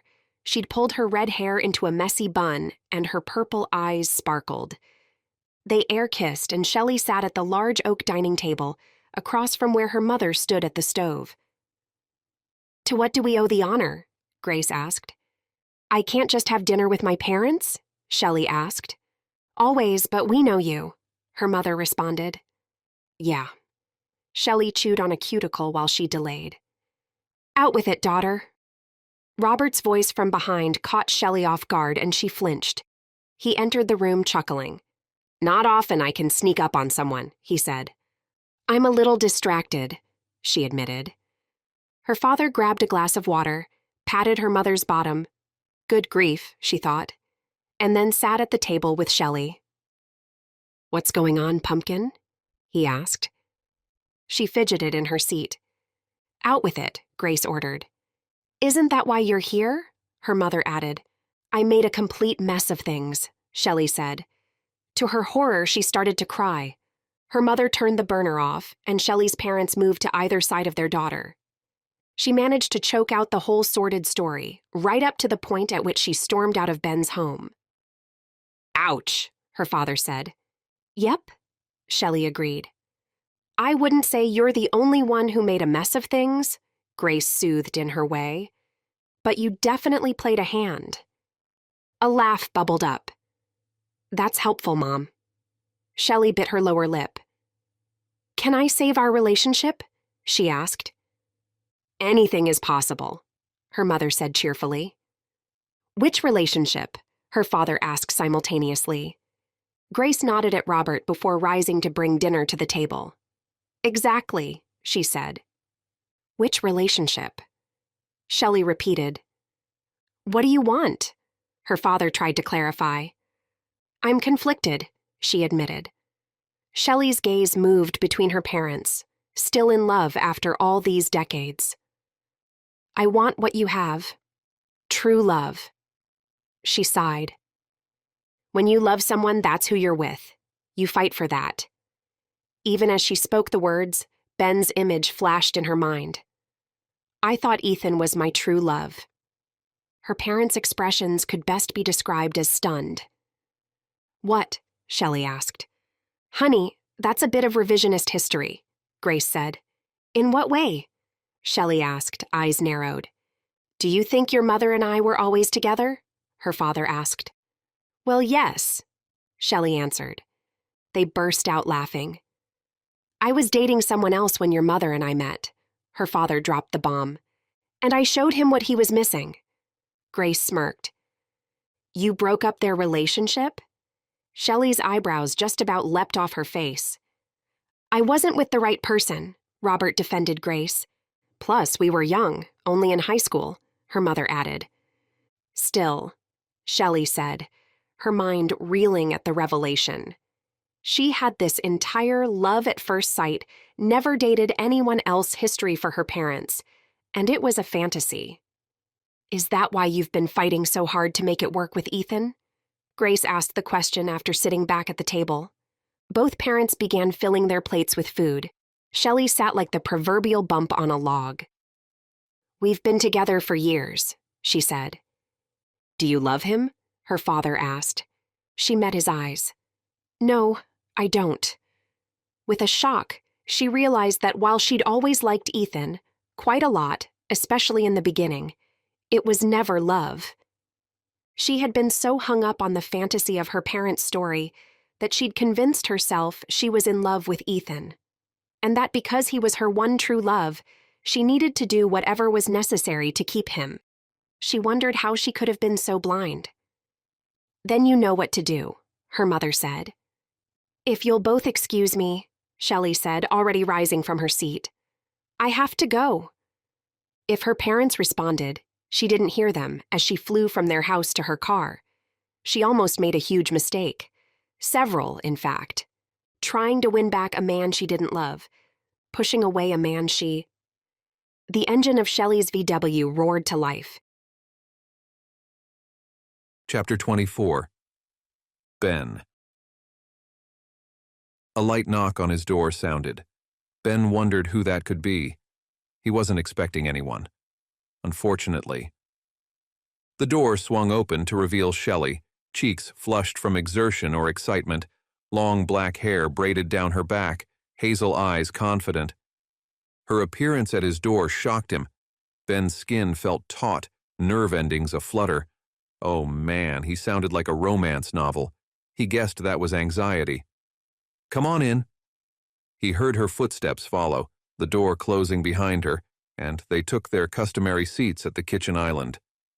His heart sat lodged in his throat, waiting for her to speak. Surely she wouldn't have come over to tell him again it was over. That meant, "Hi, Ben," she said softly. "Hi, Shelly. I'm glad you're here," he said. "Me too," she replied. "Though, to be honest, I'm not sure what you want. You made yourself," he cleared his throat, "pretty explicit that you didn't want to see me." She nodded. "I did, and in that moment, I definitely did not." "In that moment?" he asked. "That moment passed," she said. A shy smile formed. "I'm so glad." He took a deep breath. "Before you go any further, may I say something?" he asked. "Have I ever been able to stop you?" she asked back. "That goes both ways, you know." They chuckled and shared a knowing smile. Some of his uncertainty drained away. He considered what to say. "You're here either to say we're staying in the friend zone," Shelly snickered, "or you're here to say maybe you want to try for something more." Shelly lifted a hand like she was going to reach out, then replaced it in her lap. "I am throwing myself on the mercy of the court," Ben started. "You were right to be angry. I don't know what I was thinking." He paused to collect his thoughts. "No, that's not accurate. I know what I was thinking, but I was in denial that it would end well." He gave her a crooked smile. "I've liked you since high school." "I've liked you too," she interrupted. "Not like I've liked you," he corrected. "Oh," she mumbled. "The timing was never right," he said. She frowned, and he could practically see her thinking through their years as friends. "When you told me that Ethan broke up with you, my plan was to tell you then how I felt," Ben said. "But I ran roughshod all over that plan, didn't I?" she asked.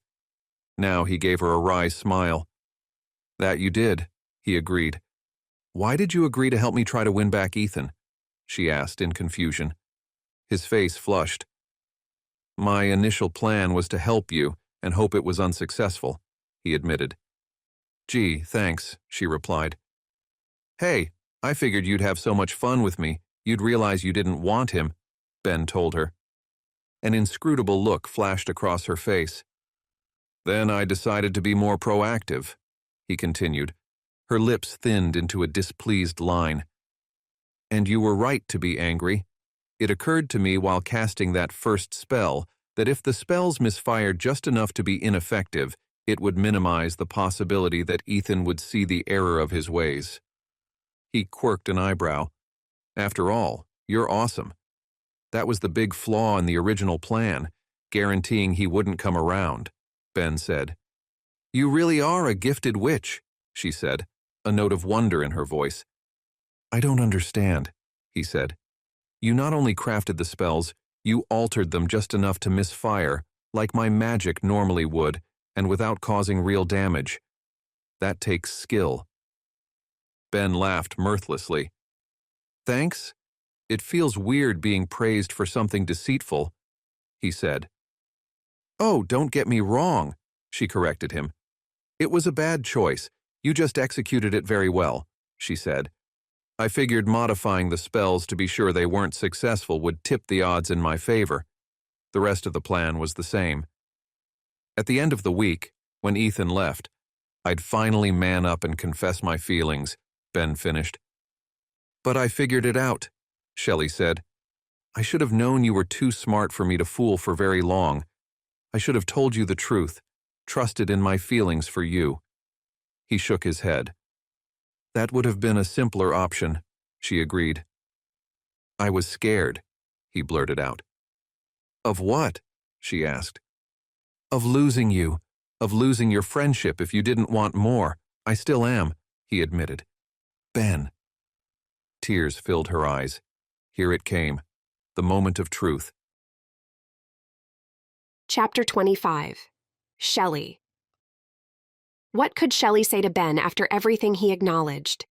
Her mouth opened and closed so many times, she felt like a fish. The look of expectation on his face broke through her paralysis. I remember how much fun we had in high school, she began. That's going back a bit, he said. That's where it started, right? She asked. He wordlessly nodded. In high school, you were my best friend. She nibbled on her bottom lip. And I think you're right. I never thought of the possibility of more than that. As a scared teenager, frustrated with my misfiring magic and unsure of myself, I probably would have run from you if you said anything, she admitted. Ben nodded again, no doubt pleased she confirmed his choice back then. College was its own little bubble, fun, but I knew I wouldn't stay away. A rueful smile rose and fell. We both know how much Wildcrest draws us, she said. That we do, he agreed. Being back, seeing you again. She swallowed against the lump in her throat. I really liked Ethan, but if I'm honest, I came back to Wildcrest for you, not just for the town and my family. Shelly sounded almost surprised when she acknowledged that, the truth having been buried so deep for so long. But Ben's intelligence, sweetness, and attractiveness, how had I missed that, she asked herself, had always been there, waiting for her to wake up to them. You did? Ben asked. But, she continued, her voice hard. You almost blew it, she accused. I did, he said simply. I agree that you didn't trust yourself or me enough to be honest. I accept that was a mistake. She half smiled. And I understand not wanting to ruin our friendship. When we conspired together to cast spells, it reminded me how much fun we have. Even in just the past few days, I began not caring as much about winning Ethan back. An eye-opening conversation with my parents, she said. Do tell, he said, quirking an eyebrow. A story for another day, she responded with a chuckle. That conversation helped me realize my ridiculous inability to let go of Ethan had nothing to do with love. That missing spark wasn't because I was hiding being a witch. It was because it wasn't love. My relationship with Ethan was fun and lasted longer than it probably needed to. But it was just fun, not love. That's why your betrayal hurt so much, she acknowledged. Ben cringed. Though I understand why you did it. And really, was it so different than my decision to cast spells to win back Ethan? She asked. I hadn't thought of it that way. You're as bad as me, he exclaimed in mock horror. I am, she said, and they laughed. We can both be better, she told him. We can, he agreed, his expression somber. And we need to apologize to Ethan, she said, wondering at the irony that she was finally going to tell Ethan the truth about her being a witch when she let him go.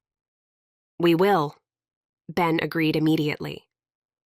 She took his hands, their warmth commingling. Do you promise to never do anything like that again? She asked.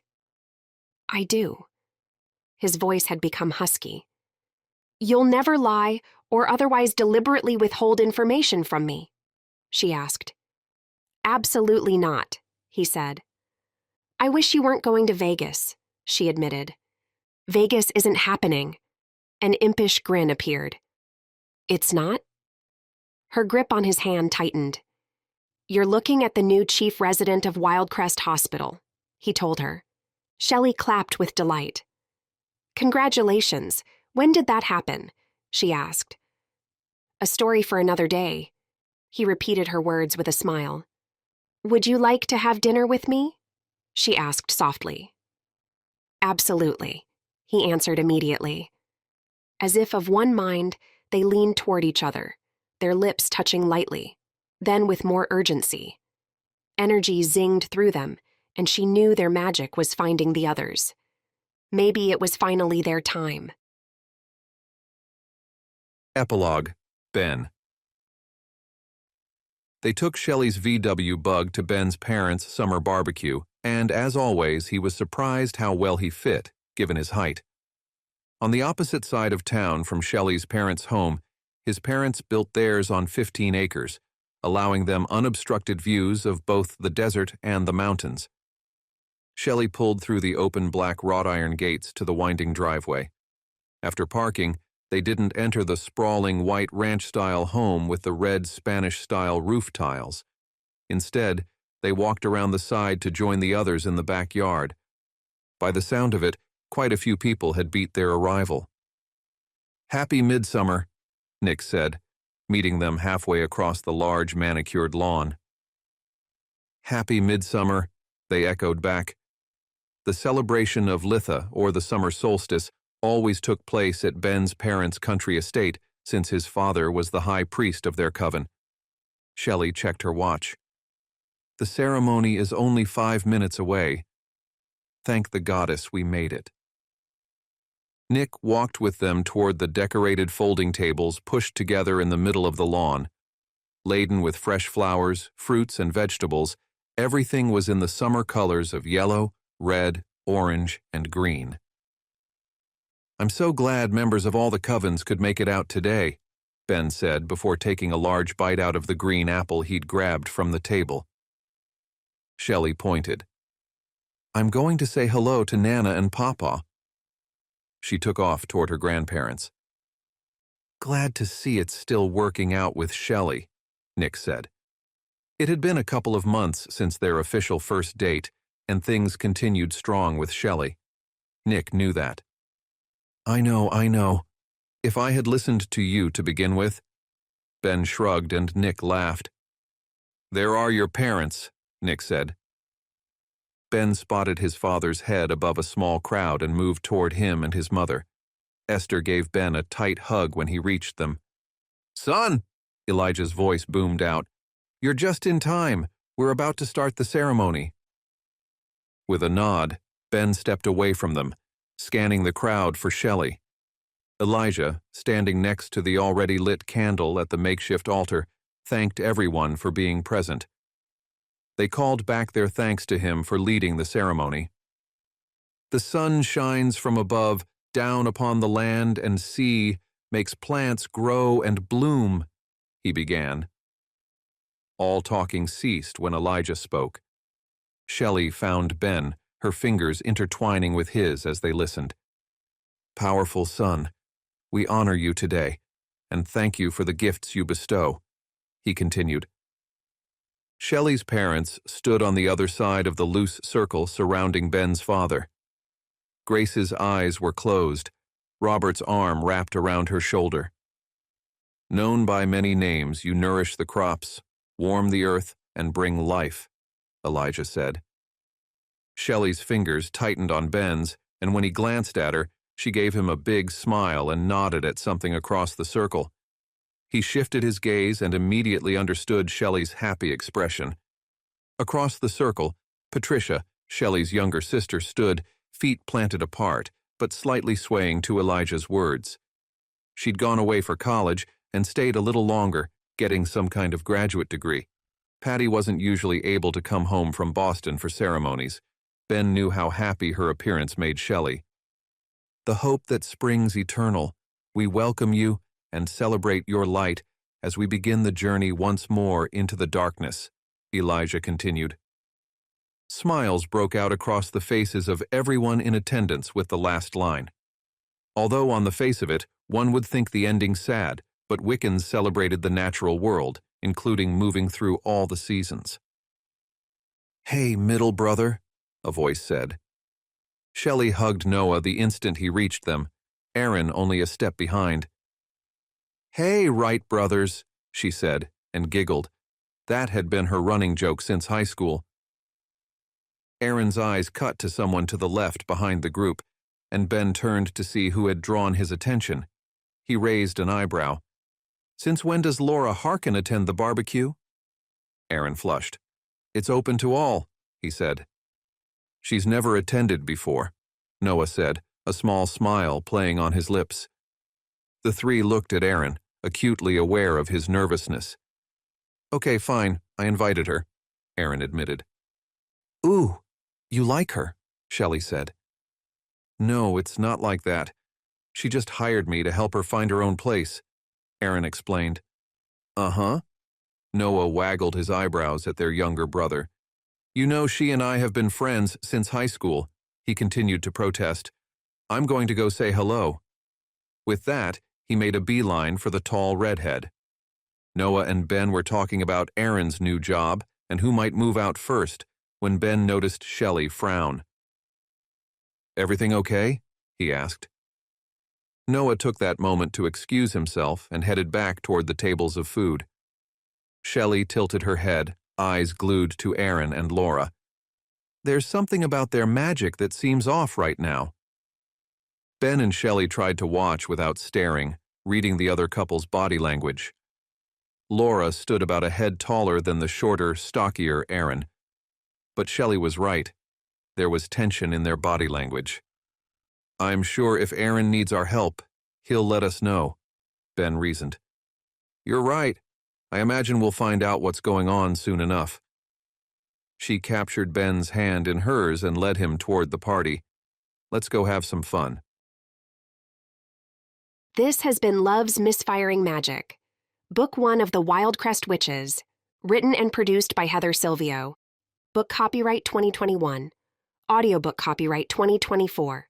Thank you for listening.